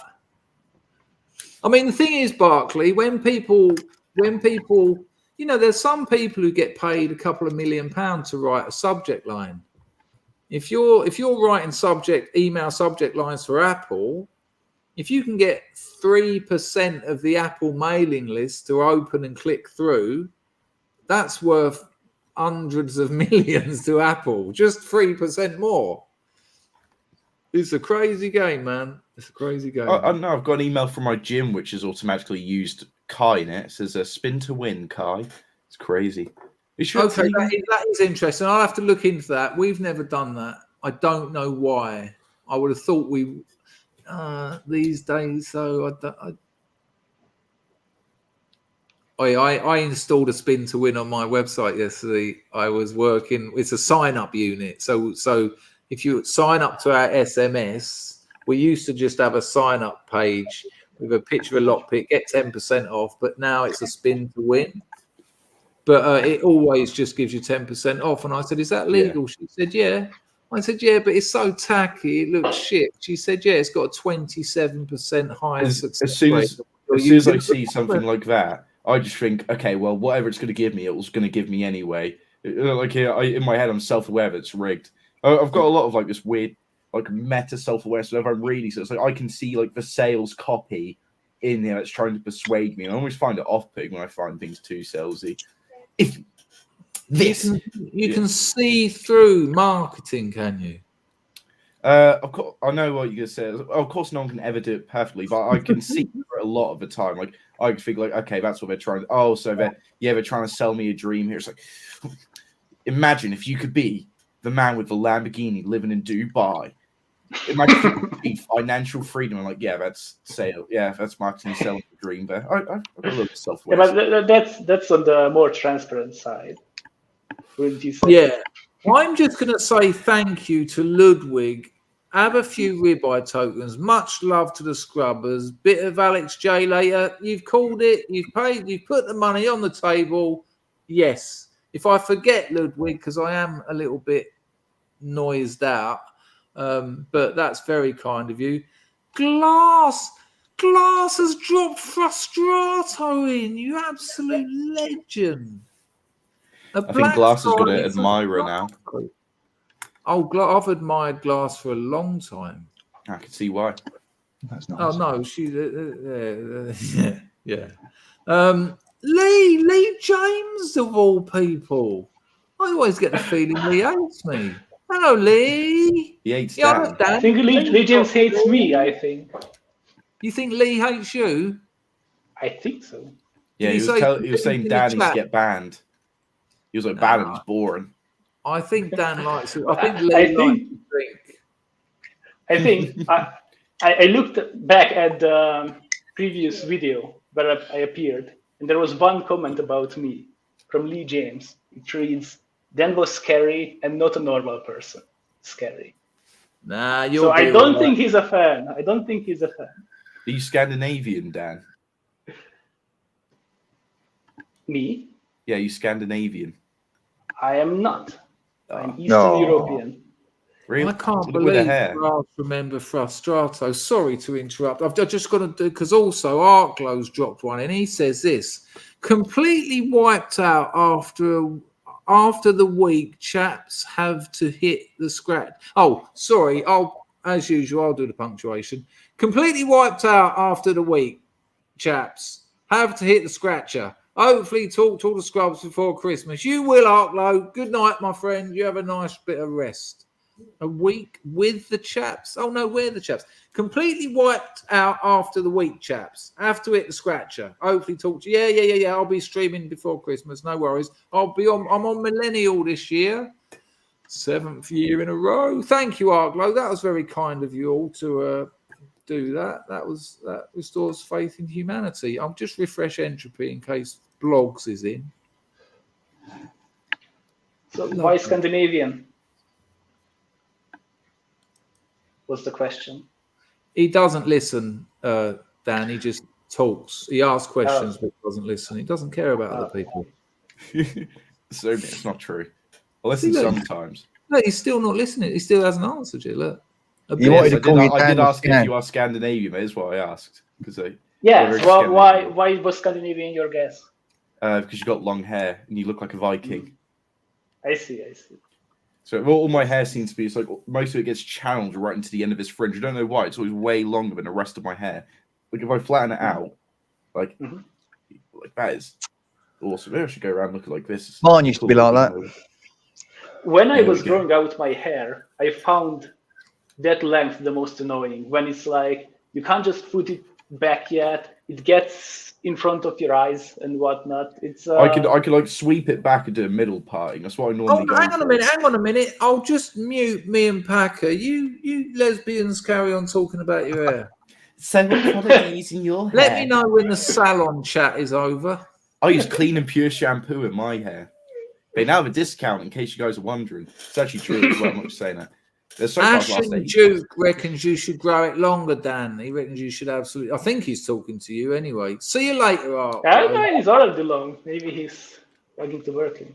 Ignore Nate Chris, wants Dan. to He's just know- mad because he doesn't have hair. Are they still talking about hair? Nate wants to know where Woes. He does. I'll tell you what, Nate. He does a really good show. It's called A Gram of Woes, and it's on Odyssey. And it's every week, I think. There's loads of old ones on there, and they're really good. But this year, obviously, it's millennial, and he's been it's such a, I don't know how he does it. He's got about 50 guests. He does like 4 or 5 a day. So that's coming up. That starts, I think, what's that? Something like the 10th of December he starts, and it's every day until about 3rd of January or something bizarre. Yeah, so that's where he is. You'll find him on Odyssey, A Gram of Woes. It's a good show. It's a very good show. And Mousecat says that he does a show on his Telegram. That'll probably be that Gram of Woes, won't it, Mousecat? John says to Barkley, wait till it grows out of your ears, Bark. Yeah. Oi, John. Straight out your ears, straight out your nose. You're absolutely right, Ashen. You're absolutely right. It's these things we have to accept. The first time I ever noticed, I woke up one day, I was about 45, and I scratched my ear. I was in bed, I scratched my ear, and I felt some little bit of hair here, not even coming out of it. Now we've got And as Rose I early. pulled it pulled my ear. It was about that long, just going out of the lobe, though. I was like, no. That's it. That was it. That was, I'd crossed the Rubicon of age. I was old that day. Fucking hell, man. I think because of severe stress, I think my hair's actually been falling out really fucking badly. It happened to my friend as well. He looked like he had alopecia. So massive darts of his hair just started falling out. He had like a love heart shape on the back of his head from it. Then as soon as he stopped being in a stressful environment, it just all came back. Because like, yeah, I'm not being funny. It wasn't that fucked a year ago. So how are you? We can't talk about what's going on in your life for obvious reasons, but how are you coping at the moment, Barkley? You've got a lot going on. And we can't talk about it, Scrubs. It's not for public consumption. But I'll tell you what, if I was under that amount of stress, I'd be having all sorts of problems. How are you really? Some days I'm fine, some days I'm not, you know. So, I mean, it's some people know what's going on. It's not exactly like the most hidden information in the world, but yeah, I've been in court today because of Don't go into the details, Bartley, because it could be used against you. That's all I'll say about it. But yeah, stressful. It's not nice. It's not even just stressful because of what could happen to me. It's stressful because I'm thinking, well, how's this going to affect my mum? How's it going to affect my family? That's what actually stresses me out about. I don't really care that much about myself to her. Well, that's not a nice thing to say because you should care about yourself. You're a lovely kid. And, I do, but I don't worry about myself. If something bad happens to me, I see it as a place to learn lessons. I see it I mean, we've talked about this, but is there a chance you might go to prison? I mean, yeah, I don't know what could happen. No, I don't think for anything that's coming up soon, but I mean, yeah, it may happen. Fucking hell, man. Look after yourself, for Christ's sake. Emma's joined the firm. Eleanor, sorry, I've got Emma Glass on the brain. Oi, Eleanor, did you discover this channel through the Dragon's Den videos? Have I got that right? Mrs. Me in it. Eleanor, thank you for becoming a member. They're the most elite member streams you've ever seen. No one knows how to join them. They're very secretive. Very, very secretive. Some people say they don't even exist. It's like a double bluff. Thank you, though, Eleanor. Lovely. Thanks for the support. It's much appreciated and necessary. Mrs. Me in it says, wait till you start growing whiskers as a woman. Well, in fairness, Mrs. Me in it, it wouldn't be the whiskers out of those two situations that would worry me. It'd be turning into a woman. Not that there's anything wrong with women, but it's quite a surprise for a man. I know what you're getting at. Tweezers are a girl's best friend. Ladies in the chat, who plucks moustache or beard? Now, I understand you might not want to answer that, but I'll tell you a little weird story, right? So that dance teacher I was slagging off earlier, when I was living with her and her psychotic, hysteric, dark triad of psychopathy, narcissism, and the third one is Machiavellianism, I've got home one day, like all skittish and nervous because she might smash me over the head with another bottle. And a friend, there used to be another friend, Laura, who lived in the house. And Laura was a big girl, like a big girl, right? And all the other girls in the house were dancers. By what I actually mean is they were bulimic. And they were. I'd find pint glasses of puke stashed everywhere. Ooh. When you've got 3 dancers living in a house, it's just, oh, come on. So bulimic. They know where the pint glasses is. Yeah, there's 4 behind the sofa. Oh, who's sick is this? Oh, that's the one with the blood in it. That'll be Emma's. That one's been living on marshmallows and tissue paper. That's Fleur's. They say they were bulimic. Yeah, all of them. Because when they, when you do not contemporary dance these days, they want you to be big girls. Nah, be as big as you want. That's fine. Just flap about all over the place, and But she was at Northern Ballet, and they'd walk along, and these girls were like size -10, and the dance teacher would like whip their bellies and say, "Get rid of that by next fortnight. You got a fortnight to get rid of that, or you're out." Jesus Christ, that's disgusting. Wow. Well, ballet's brutal. Ballet's absolutely. I mean, it's pretty bad on the bloke, but at least the bloke is build muscle because you've got to hold a bird up and spin around. But the bird is like, no, you've got to weigh a feather, and that's it. Like fuck up your fertility for dancing, like fuck up your mental health, like just put it in the shitter. None of those girls in the house had periods, and it wasn't because they were pregnant. They had fucking one concave no packs. Anyway, I've digressed. So I get home once, and my missus at the time and Laura is sitting there, and Laura's all in tears, and I'm like, oh, the fucking dramas of these bitches. I'm sorry, but it just was. I just wanted to get home and not. I was having a lovely time before I went to Leeds, and it all just went downhill. And I've got in, I've had to pretend to give a shit, and I'm like, oh no, what's happened? Anything I can do? Please say no, please say no. And my missus turned to me all like those sort of dramatic 23-year-old birds. And she went, Matthew's left Laura.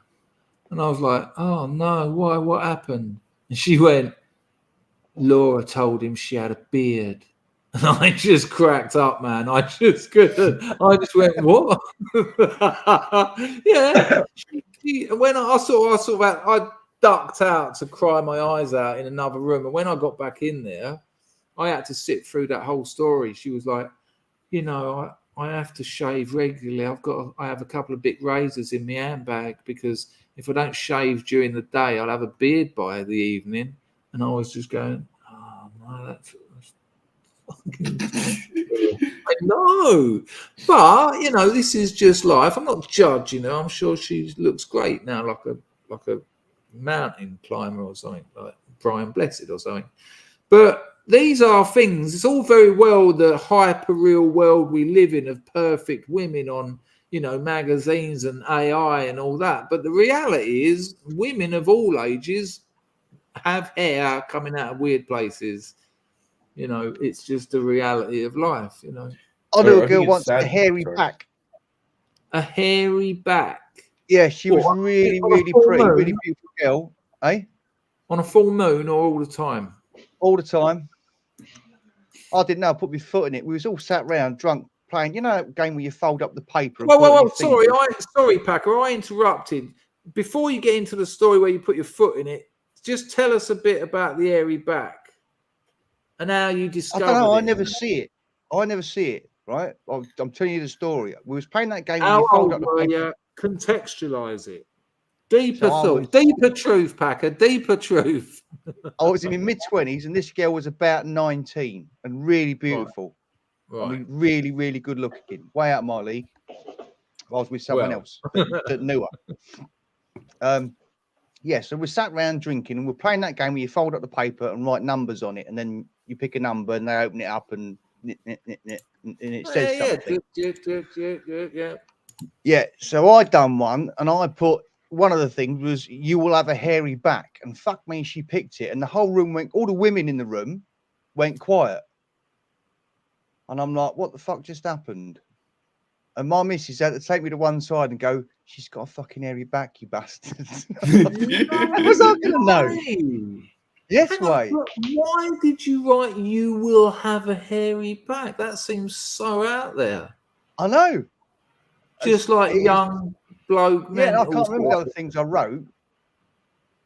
And just she did. What are you talking like that hair, or sort of a bit of that sort of? I've had lovely blonde birds who've got like a little bit down at the lumbar, but it's kind of almost like downy. You know, it's not like a not like a whisker. I went It's out with like a bird once who didn't shave, and she was covered in downy hair all over, It's arms, not- legs, I've- everywhere.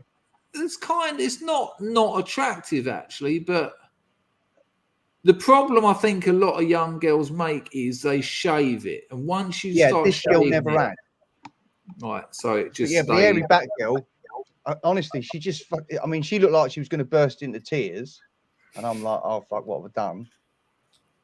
But yeah, my missus said she's got hairy back, and it does her head in. It's doing mine in.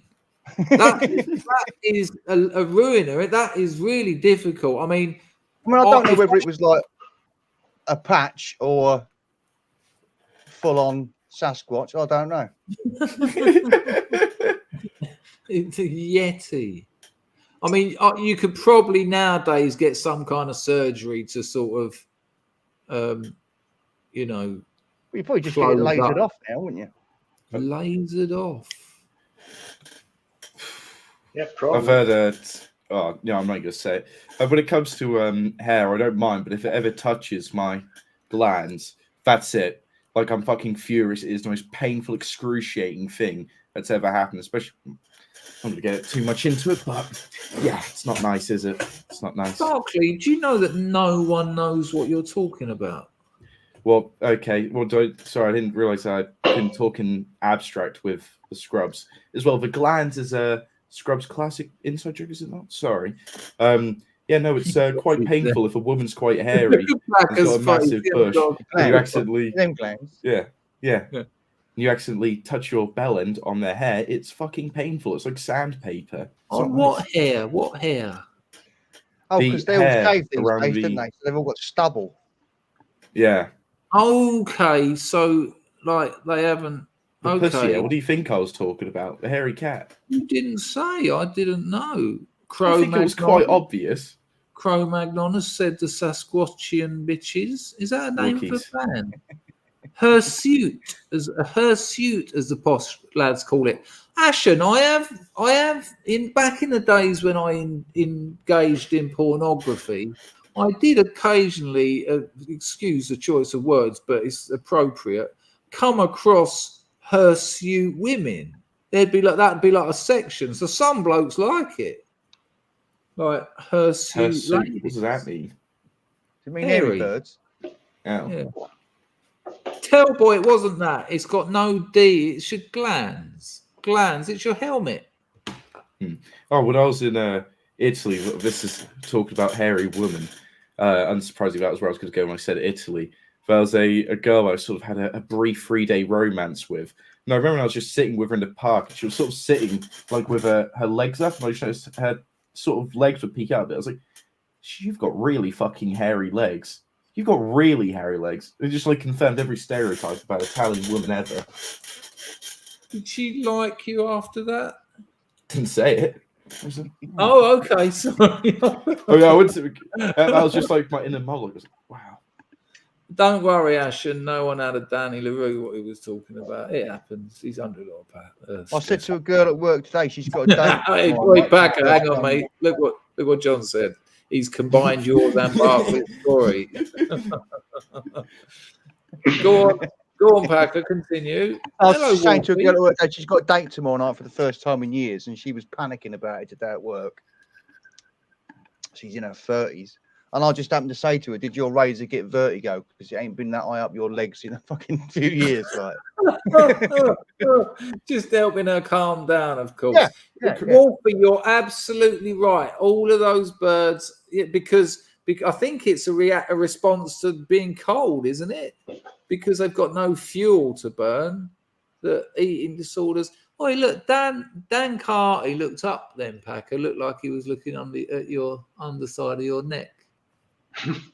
There you go. Look. Oh God, you look like that was like a scene from 1984. What's 2 + 2, Dan Carty? 2 + 2, 4. Lee's still here. Hello, Lee. Lee, I thought you'd left. Thank you for the donation. That's very kind.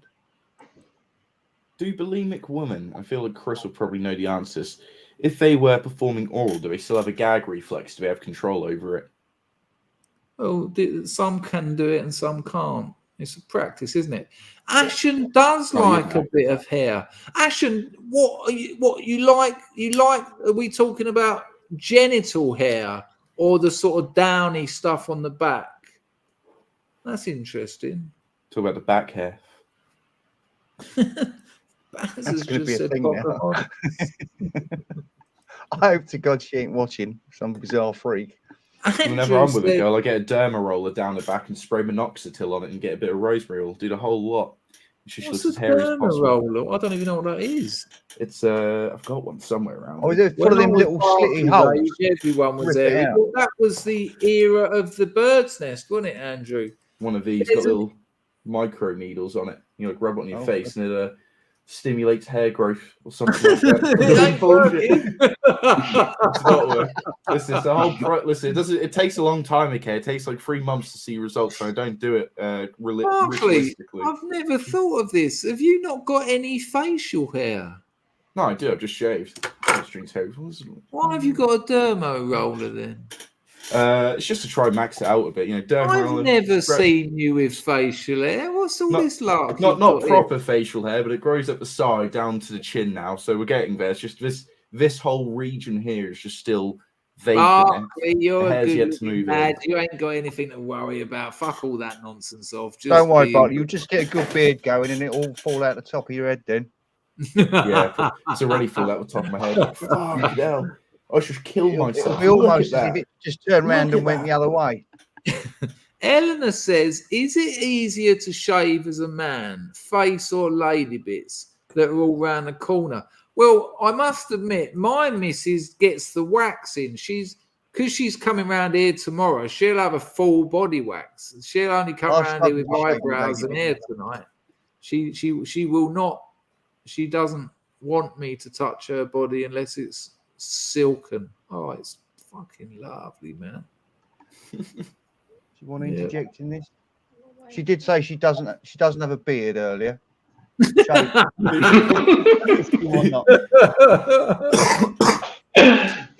you find it a bind, the problem? No. Yeah, I don't think she wanted you to bring her into that conversation. Although not knowing she hasn't got a beard is nice. Eleanor, I've had girlfriends who've I've seen them down there with a razor. Now on the mons pubis, whatever it's called, that's like a man's cheek. But when they get down, you know, to all that, you know, that sort of bottom of a tennis shoe, it's How are you meant to shave? Yeah, no, wax it. Surely you were going to wax it. I got the fault of that. That Packer, that would be like trying to shave the inside of your gums, wouldn't it? Yeah, I'm careful when I do my face. I'm like sort of that speed. And you know what? No, realise she'd be down there just going like a flipping, like she's trying to start a petrol engine. Well, I'm like, I like chisel it all off. Like, it's easy enough on the side. My version of 9/11 was a shaving accident. It's part of Barclay, are you just saying sort of random one-off abstract lines? No. It happened on the anniversary of 9/11. It was the 11th of September, 2020. Hang on, what did though? I said my shaving accident. A shaving accident was my 9/11. Okay, go on. Sorry, I'm a bit, as you could probably guess, a bit brain dead today. I've had an intense day, didn't sleep last night, so it's one of those. No, and I'm a bit brain dead as well. So the pair of us together, there's not a lot of communicado. But probably about 4/5 of the brain. We haven't quite reached frustrato, so continue. Sorry, Dan Carty. I occasionally speak Italian. I like to help the scrubs, you know. Very retardo. We're being very retardo, which means slow. Great work. Yeah. Retardo's excellent. Learn that from sheet music. But very cultured, I know. But yeah, no, it was for some reason I thought, you know what, I should just try shave the entire lower half of my body minus my legs, because for some reason you wouldn't think it, but as soon as I turned 14, the hair like below my waistline just went fucking like an Italian woman's basically, but on the top half it's just never. What's this Italian women are hairy thing? I don't know. Is that not a stereotype? I've heard it. Has anyone else heard it? Scrubs, can we get a 1 in the chat if you've heard that this stereotype that Italian women are hairy? I've never heard. I'm not saying. I don't know all. Don't know all of the stereotypes of the world, but the hairy Italian is a new one to me. Yeah, no, I've been missing Glass talking about mirrors. I've missed Eleanor's 20 note donation that Andrew's just. There you go. Look, not only did Eleanor join, Eleanor's dropped a score on the door. Eleanor, I'm going to hit you back with some kamai, especially for your score. Akon Eleanor Knyom Atmin Loy Alini Akon Alini Knyom Min Loy. Wherever he said there, he said it to masseuse before. That's all I can guarantee. I'm going to kick the shit out of you one day. Thank you, Eleanor. Something you said was very, very kind. Eleanor, did I probably missed Eleanor's proper just in what's the word when you know she's just there's another one when you become part of something. She's just a scrub now, isn't she? Waxing is agony. Yes, sometimes my missus calls me on the old WhatsApp when she's having it done so I can see how much it hurts and then blames me for it as if I asked her to. But here's something interesting, Eleanor. Well, to everyone. Hello, VC. Nice to see you, mate. But you get a lot of people. Oh, Linda has heard. You have got one person. Oh, and Crow. And Nate and Eleanor and Mike and Malscat and Vision Companions. There you go. There you go. Lee John Palmer's met lots of them. That's what Lee said. I won't read it. Lee's been very nice. He's been very mean to me and Dan. But the how that story about shaving progressed was, it was the first time I'd ever shaved properly, and I had no fucking clue what I was doing. I was just doing it with water. You can imagine how that would have went, and it was chaos. Painful. I was itching so incredibly badly. I was too embarrassed to go into college. And I was already having a bad time. I was like, I just called up. I was like, I'm not coming back in. I drop out. I did get into a new college quite quickly, though. But you know what I'm going to do one day, Barclay? I'm going to sit you down. I'm going to teach you the anatomy of a story. Yeah. Because you can't just say words. That doesn't count. Well, I feel like you were going to move on from that, so I just wanted to quickly slide it in before it was gone. He's sorry, paranoid. slide it in. Jesus Christ. The stories in the Dangerfield stream, the conversation, it's like fractal geometry. It's just constantly spanning out into new directions and forming new patterns, going all in crazy places. It really comes back to the same. See, look at the mathematician over here. He gets done it again. It's. I think what I say is perfectly clear. I think it just That's takes what worries me. That's what worries me. Now, there you go. Tell boys first. Sorry, you're first. I just wanted to get back to Eleanor a minute. Eleanor, no, much appreciato to you. But I asked you a question earlier. I think you probably answered it, but I missed it. Did you find this stream, the Glorious House of Scrubs, through the Dragon's Den videos? I think I asked you before, but I missed your answer. Tellboy is immersed. RMF's on the firm. Hello, mate. Nate says all women from countries with warm climates are hairy. That's I was about to say, hang on, and then aside from Southeast Asian. I'm sorry, but Southeast Asian women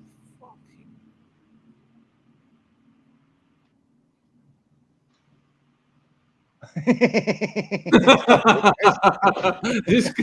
just staring into the horizon of life. Darling Linda Hunter says, I bet Chris hasn't told his late. Nah, fucking right. She'll tomorrow, because she's coming over tomorrow, and Saturday's our big night in. She will get into that salon at about 10 o'clock in the morning. She won't get out till about 5 o'clock. She'll come around here with nails about 1.5 inches long, with diamante in them, and like fucking Yves Saint Laurent transfers and things on them. It's proper trash. And she'll have the big gold hoop earrings on. She'll have a hole that she'll have a little mini dress that's more skin than dress. She'll have a pair of 9-inch heels on, and then it's game on. And you'll ruin it all.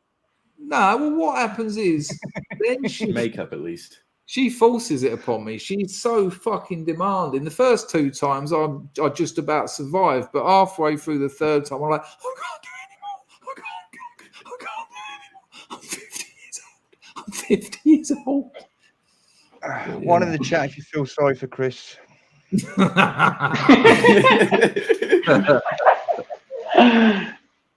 Yeah. Now, John says, I like Bucks' stories. I don't understand them, but I like them. There you go. It's because of the nature of the stream. I don't feel like I have enough time to tell a story properly. So I feel like I have to kind of rush it. I speak very fast naturally. I'm a high-tempo speaker, so it's very hard for me to speak clearly. I've noticed that, and I think it works against you, because to command attention in a social setting, look, it's no one's talking now because I'm being clear. I'm making sure I pronounce all my words. We've got someone whose first language isn't English. I'm not doing it just for him, but that is a consideration. But when you think, not just you, I've seen this with loads of people. It's nervous energy.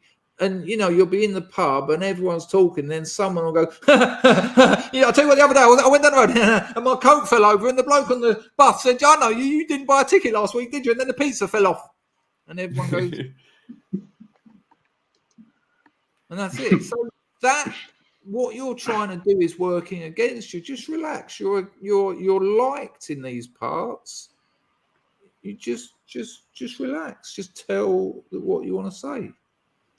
Speak more like a presenter by slowing down my speech and emphasizing words by pausing, or I could even do the Jeremy Clarkson, where I'll pause in the middle of a sentence. You didn't take it on, and you've covered yourself. No, listen, Barkley, there's a few things. You're a musician. You want to think rhythm, dynamics.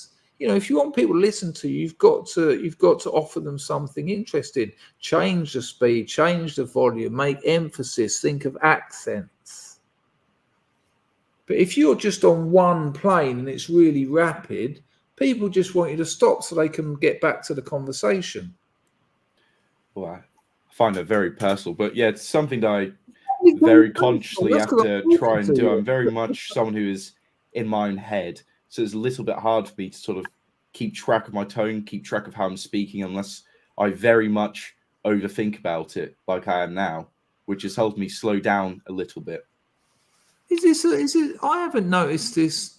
I think the stress you're under has made it worse, because previously I've noticed you've talked fast, but you're under a fucking lot of stress, man.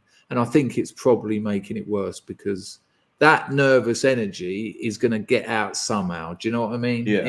It'll find its way out, and it's probably finding its way out in a this is a social situation. There's people watching. I'm a cheeky cunt as well, so that probably doesn't help. So yeah, there you go. Lee, I think I've just had quite a few confidence knocks as well. You've got to stop telling Barkley that he needs black men's willies. It's about the fourth comment. Yeah, Lee James won't stop going on about black cock. It's a little bit strange, I think. It's once is all right. Hang on, what's going on here? That's very confusing. Did you write that? Let's scroll up and see what she said. Well, all right. Oh, okay. Oh, well, I wish I had the time to glitter my bits. Mrs. Me in it. We've all seen pictures of you as a young, sexy young thing. Come on, you had your day. I'm sure you did. I haven't. Pulled the photos. No, I'm not going to dig them up now so that you can perv over them. Dan Carty, what are you making of this place you found? You've been here a couple of times now. What have you told anyone that you hang out in this horrible? I haven't, but I do enjoy it here. That's why I came again. So you like it? It's how do I put it? It's a comfortable space. I feel like it's easy to hang around here, so to say. Nice, sense. Yeah. Everyone likes everyone. I mean, if people are really stupid, we just chuck them out, but it doesn't tend to happen. Yeah. People, it is 4:30 in the morning though, and I've got to have some mouse cat, you lovely bastard. Oi! Okay. I mean, 2,000 words. Oh God. Well, you have just paid me to read it. I hate reading people's first drafts. Is it a first draft, mouse cat? Because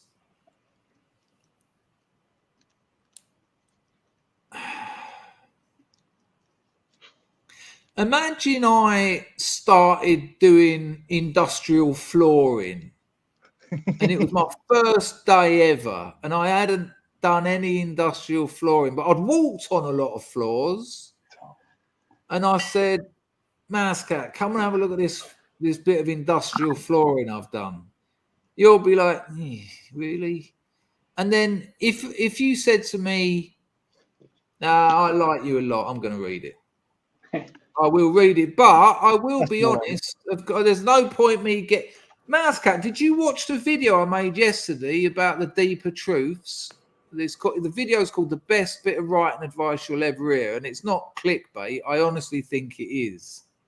Have a watch of that, and in the description is the link to the 3.5 hour podcast, and that bloke Jack Grapes will teach you more about writing in that 3.5 hours than every other writing teacher on the planet. I don't really think you can teach writing. You can improve someone, but you can't make someone a good storyteller. But what Jack Grapes does is takes what you've got and improves it. And you should watch that, because that deeper truth lark, that's it in a nutshell. That's what most people fail with. It's interesting to them because it's their life, but you've got to make it interesting to someone else. You've got to make someone else feel like you're talking to them. So that when they open that book, they're having a conversation with you and they're filling in the gaps with their own deep psychology and profound feelings. And I'm not saying you haven't done any of this, but I'm going to guess you haven't, since seeing as it's the first bit of writing you've ever done, and the chances are you know where I'm going with this. But I'll guarantee I'll read it. I'll probably read it after this stream. I'll do 2,000 words in a couple of minutes, but I will be honest with you because I respect you enough to not come back and go, that is amazing. It might be amazing though. Imagine that. Here's what I will say to you though. This is what has happened to me probably about 50 times over the years. People have given me a page or two, or some cheeky bastards 50. And they've gone, read that. Just read that, right? And then about 4 days later, they've rung me up and gone, have you read that thing yet? And I've gone, no, sorry, mate, I haven't got time. They go, no, don't. Can I come and get it, please? Because they've had a few days away from it, and they've had a look at it, and they've gone, no. Look, Barclay's just running off around his mate's house to get that manuscript he dropped off 2 days ago. See, it all comes together. Right, ladies and gentlemen of the glorious House of Scrubs, Mouse Cat, I will have a look at that. Of course I will, mate. But like I said, I'm not going to bullshit you because that's no help to you or anyone. That's why he's asked you, Chris. Yeah, I think that's a fair point. Right, last words. Last words in the chat. If anyone's got any last words before the weekend, let me know. And if I see any particularly good ones, I nearly dox Mouse Cat every time. Mouse Cat, I will. Oh, what was I going to say? I will definitely have a look at that, but that isn't what I was going to say. I had something else to say to you. Anyway, regardless. Okay. Look, Mrs. Me in it has got angry. Look at her defending her man there. When's your novel coming out? Don't you talk to my man about his writing when you haven't even got yours out. You've been talking about it for fucking ever. Lovely. Any lovely last words? Hang on, I've missed something here. Oh, Barclay's browser crashed. He said sorry, but he doesn't know how happy I am. Okay. Dan Carr. Oh, he's back. Barclay. What do you want to? Actually, you've just come back. Dan Carty. Did you want to leave us with some last words before the weekend? Yes, thank you very much for having me on. It's always a good time. Well, you've only done it and twice. Everyone enjoyed the weekend. We worked hard. Enjoy the weekend. There you go. Nice. Thank you, Dan Carter. You enjoy your weekend as well, and thank you for coming back on. Thank you. Bye-bye. Bye. Cheers, Dan. There you go. That was Dan Carter. I removed him because I like to cut it down. Barclay, how long is your quiff managing to defy gravity? That's a good 3 inches there, isn't it? Almost like a weapon. Yeah, it's pretty impressive. I mean, as it gets longer, it'll get even better. I mean, my hair used to go down, my fringe at one very dark point used to go all the way down to my chin. In fact, a little bit more below. My hair used to go down to my shoulders when I was about 9. I think I need to bring that back. I think I'll look like a rock star, but I'll look retarded for a few months. They were great last words. Thanks. Packer. Yes. Have you got any? Go on. Have you got anything to leave us for the weekend? Just say thank you to Andrew for saying I like Barclay's style. He's very funny in a dry way. I've sort of realised that people's ability to understand what I'm saying when I'm talking, just by nature of how I speak, is about as well as I can understand other people where they're talking. I think I pick up as much when someone's talking to me as people pick up when they hear me speak. There you go. And teach your kids music, feed them healthy food. Just bang prostitutes as well. Just do whatever. Just have a good life.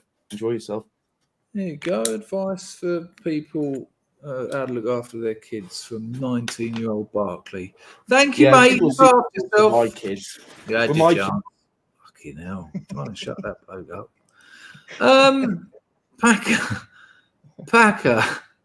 What did you learn from tonight's stream? Anything? What's your takeaway from tonight? I just had fun. I thought that was a nice little chat we all had there. Nothing. I'm not saying there should be, but is there anything that? I feel a bit for Barkley. Why do you? What? Because I'll tell you what he's going through. It will cripple me at his age. He's being really strong, and it's I can't tell you about it, but it's not light. It's heavy shit that is just really unpleasant and unnecessary in a young person's life. And I'm warming to Dan. He's a nice fella, isn't he? It must be quite weird coming on when English isn't your first language and everyone's got we all know, like, we've all got little words that we use and that. I mean, what does he think when I say a Prussia cuckoo or something? He's probably thinking, what the fuck is one of those? I mean, I don't even know. But yeah, it's always nice to see new people turn up. We get about one. And it's nice to see Mega, isn't it? Mega's got it made, isn't he? I think he wants to stop drinking. If you're having a couple of beers in the o'clock in the morning, and I see it on his face. Do you remember last year when he got in his car and he said, "I'm just going to drive," because the thought of not drinking, he couldn't hack it, so he just went for a drive. He prepared to go away for like a couple of weeks. And he couldn't do it. And, I know that pain of when you want to not be using, but you can't get whatever you need to get together to stop doing it. It's hard, isn't it? Puts a lot of pressure on people around you as well, if you've got like family and that. Yeah, always nice to see him though. He's got that sort of inner strength though. Even with all that going on, he's always seems to be in a good mood. You feel like you're getting honesty from him. He doesn't sort of fuck about, does he? He comes across like he's completely got his shit together. Yeah, no, and I think he has. I'm not taking that away from him, but I think he knows that he's got to stop drinking. As you get older, it's horrible stuff. Not a couple of beers a week, drinking all day, every day. I think, but yeah, he's a lovely bloke. Nice to see him. Nice to see him come back. All right then, Packer. No, thanks for coming on and being the co-host again. You were brilliant. Can we have a P in the chat for Packer, please, people? Take care, mate. Have a good weekend. I'll see if I can get some film of the boy charging around in the car, and I'll send it to you just for a laugh. That would be amazing. Don't go too far because I've got a little lockpicking video, but don't let that put you off. Just hang around a couple of seconds. See you later, Packer. Take care, mate. Have a good weekend. Bless you and your family. Ta-ra, man. That's turning out well, isn't it? This whole little setup. It's not going to be like this again forever, but you know how this stream works. We sort of find our way into ways of doing it, and if they work, we stick with them for a while. Look at all those lovely peas. I want to thank everyone who came on. Not easy. I I take the piss out of people, but that's part of the laugh. But I just want to show you this. I have shown you it before, but I bumped into it again earlier today. And this was years ago. I was going out with this absolute 10 out of 10 bird. She was head of recruitment for a very posh restaurant chain, like a restaurant chain, Mayfair, and Park Lane, all that lark. She was the bird that used to come home and go, "Oh, I bought you these £2,000 pair of boots." And I'd be like, "Sweet." But she was very well endowed. She was the great Lord God had shaped her well. Now, I said to her, well, this is a bit embarrassing for her. She'd go mad if she knew I was showing you this. She's lovely, though. She wouldn't really. She would. I don't know. I'm a long way from England. But I said to her, "Oi, help us out. I've got to make a video of this little tool. It's called a padlock shim. It's a very basic tool for very basic padlocks." And I said, can you learn how to use them? And I'll film you using them. Now, I'm not going to play you the sound because it's embarrassing and I don't want and I use her name and things. Oh, actually, I think I can get away with a little bit of it. Hang on. I've just got to get past the... So this is a very old, this has got to be, what, 11, 12 years old? A little lock-picking YouTube video I made. We have seen this before, but this is my gift to the men of the... Oh, by the way, nice to see you, King Athelstan. I have noticed you, and I forgot I haven't said hello properly. Jambo's in. Hello, Jambo. Emma remembers it. Emma's been here before. Charlie remembers it. If you don't want me to play it, I don't mind. Or have you just guessed Glass because you know I'm a fool? Or do you remember it? Is it a guess or remember? Hello, Mike. Jambo. Baz has been a good night. Has been a good boy. Oh, I don't get to see what the graphic is when I watch this on here. yeah. Emma is so cool. Oh, I just can't wait now. Oh, no, I'm building it up. Right, so I'll show you a little bit of this lock picking video. But the cute thing is, she didn't know. And I mean, God, if that's not the sexiest thing in the world, what are you meant to do?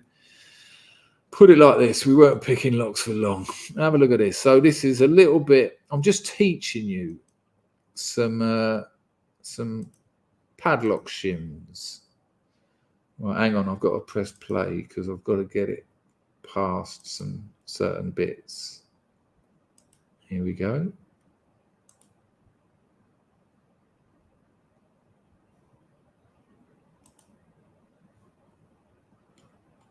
Exploit the space on a padlock between the body and the shackle.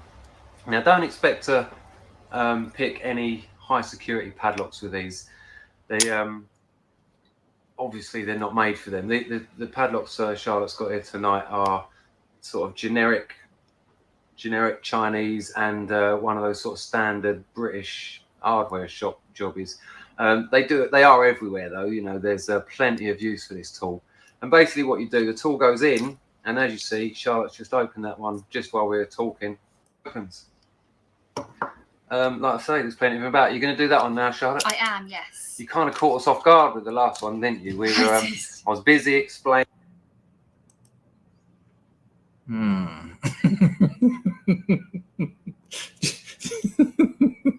I got about 30 hours of that. Should we do another set? Should we do another tool? Try and do this one with your hands behind your back. Hello, Fitzy Kazza. This stream is so funny. Oh, we do about 3 a week. You're more than welcome. Come in again. Right, now, I promised someone some music. Jambo's dropped a Friday £5. Hoita! I'm going to refresh entropy on the off chance that the niggler's in. No, he ain't. What did I promise? Oh, yeah. Don't worry. I've got it. I could just play the rest of that lockpicking video. I think that'll probably go down a bit better. Listen, all jokes aside now, thank you to everyone who donated. Obviously, I love it. Apparently, I was on Academic Agent being slagged off the other day. I had a couple of scrubs tell me, fuck them. Why are they talking about me? I've got nothing to do with them. What do they do? They read private. Oh, I didn't hang up. So that's for you. But thanks to everyone who donated. Thanks to everyone who came on. Without that, we don't have a call in. And thanks to Rags and the boy Crane, neither of whom were here tonight. Well, they might have been. That's why there was no trouble. And most of all, thanks to all of you lot who come in, because without an audience, there's no stream. And I'll tell you what, it's meant a lot to me. Jambo, sorry, mate, I rushed over that. Thanks for that donation. I'm having a bit of... It's hard work in my head this week, as I was explaining earlier. So it's been lovely just to chill out with some people and be able to have a laugh. So there you go. Look after yourselves. Look after the people that you love. I'm just going to dig out this video that I can't find because I updated my computer and now everything's lost. I've got it. Don't worry. I've got it. I have got Lucy Pinder on loop, though, blowing a kiss. No, stop. You're ruining it. You're ruining it. Where is it? What the hell is going on? Where we find the source that God made to transcend the New World Order. That's why they want to try to keep us out of it. No. Wow. You know what? I opened up about 30 pages then. Like, there was something else I wanted to show you. What was it? What did I just say at the end there? What did I just say right at the end there? You're a little bit too early there, John. Steve's not well. Oh, no, you're right. He wrote to me, actually. Yeah, fair play, Emma. Fair play, Linda. There you go, Packer. Yeah.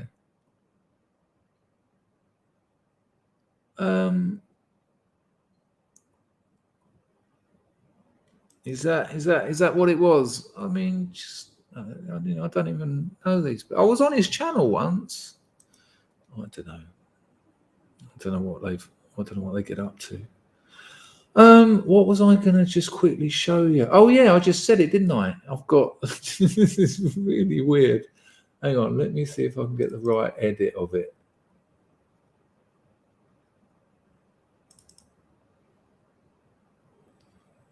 I don't know what's happening today. Oh, here we go. No, not that one. Not that one. Let's try this one. Well, that's embarrassing. This is the really, really long, not much of an end of a video. It's quite nice though. I couldn't find the one I wanted, but I'll give you this. This is a little kiss I'm going to blow to you all.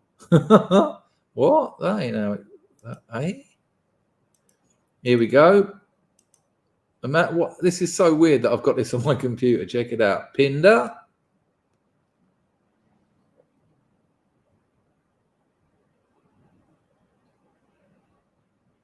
Here it comes. Yeah, boy.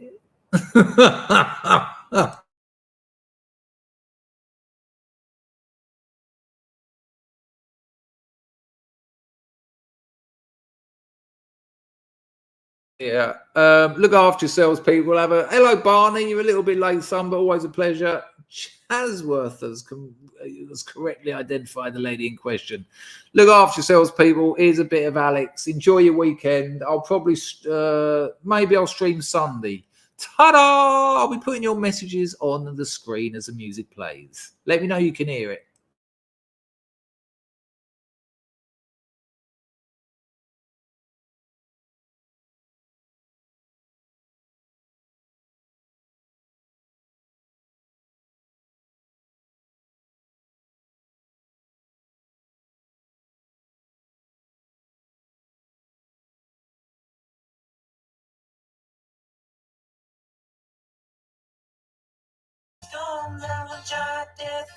It was inevitable that you weren't going to hear it, was it? It's the way they do it. Thank you, people. That's why I ask every single time, what is that one long, massive white hair? That's because they call me the... Yeah, I don't know what they call me. I'm too busy, if you know what I mean. Yeah, boy. Let's try again. All right, audio on, entire screen. Press that. All right, let's try again. See you later. Bless you all. Go on, Alex. Take it away. Let me know you can hear it.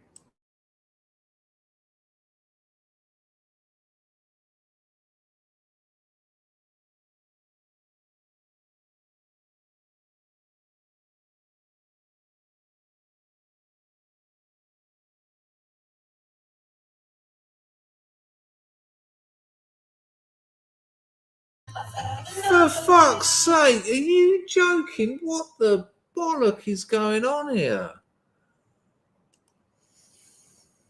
The numbers are going down terribly here at the end. I mean, what a great stream it's been, and it's just Packer still shit. Don't hold back, son. You just tell me. Right. Where's 42 when I need him? I've only been doing this 7 years. Right. Here we go. Entire screen. I'm going to try Chrome tab. New tab. No. Window. Let's try this one. To share audio, share tab or screen instead. All right. Ah, there you go. Right, I reckon I've got it. See you later. Here we go. I reckon we're good to go. Ta-ta. System, the company store, the paradigm of absolute control. And that's why we're just out here doing simple things, pointing out that we're meant to be in nature and be natural. And this is where we find the source that God made to transcend the New World Order. And that's why they want to try to keep us out of it. I'm angry. Nailed it. I've had enough of these people. They're a bunch of Christian murder scum. They're on giant death factories keeping babies alive, selling their body parts. What more do you need to know about these people? I go out and face these scum. They literally crawl out from under rocks. They have green looking skin and they run around screaming, we love Satan, we wanna eat babies. I have them on video. Hillary's in the creepy weird sick stuff, man. I didn't know my mic was on there. She sleeps in the same room with that creepy weirdo woman whose mother wears a hood over her head. That woman number one is ugly. Imagine how bad she smells, man. I'm told her and Obama just stink. Obama and Hillary both smell like sulfur.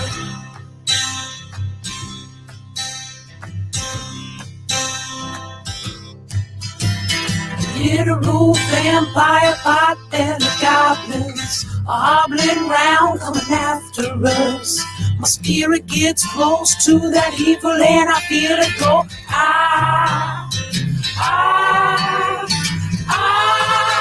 We're such self-centered crap, we don't even notice, and it's rising up against us. Millions of born-in people of the very worst type, and I'm so pissed. We're gonna stab your daughter at the mall. We're gonna stab your wife, your son. We're gonna stab you with a butcher knife, and then the police chief is gonna say, we love our Somalis, we love our Muslims. Oh, they're so good, oh, they're so sweet. I was watching Fox News as I worked out this morning. So was I. See you later, people. Enjoy your weekend. Hoita!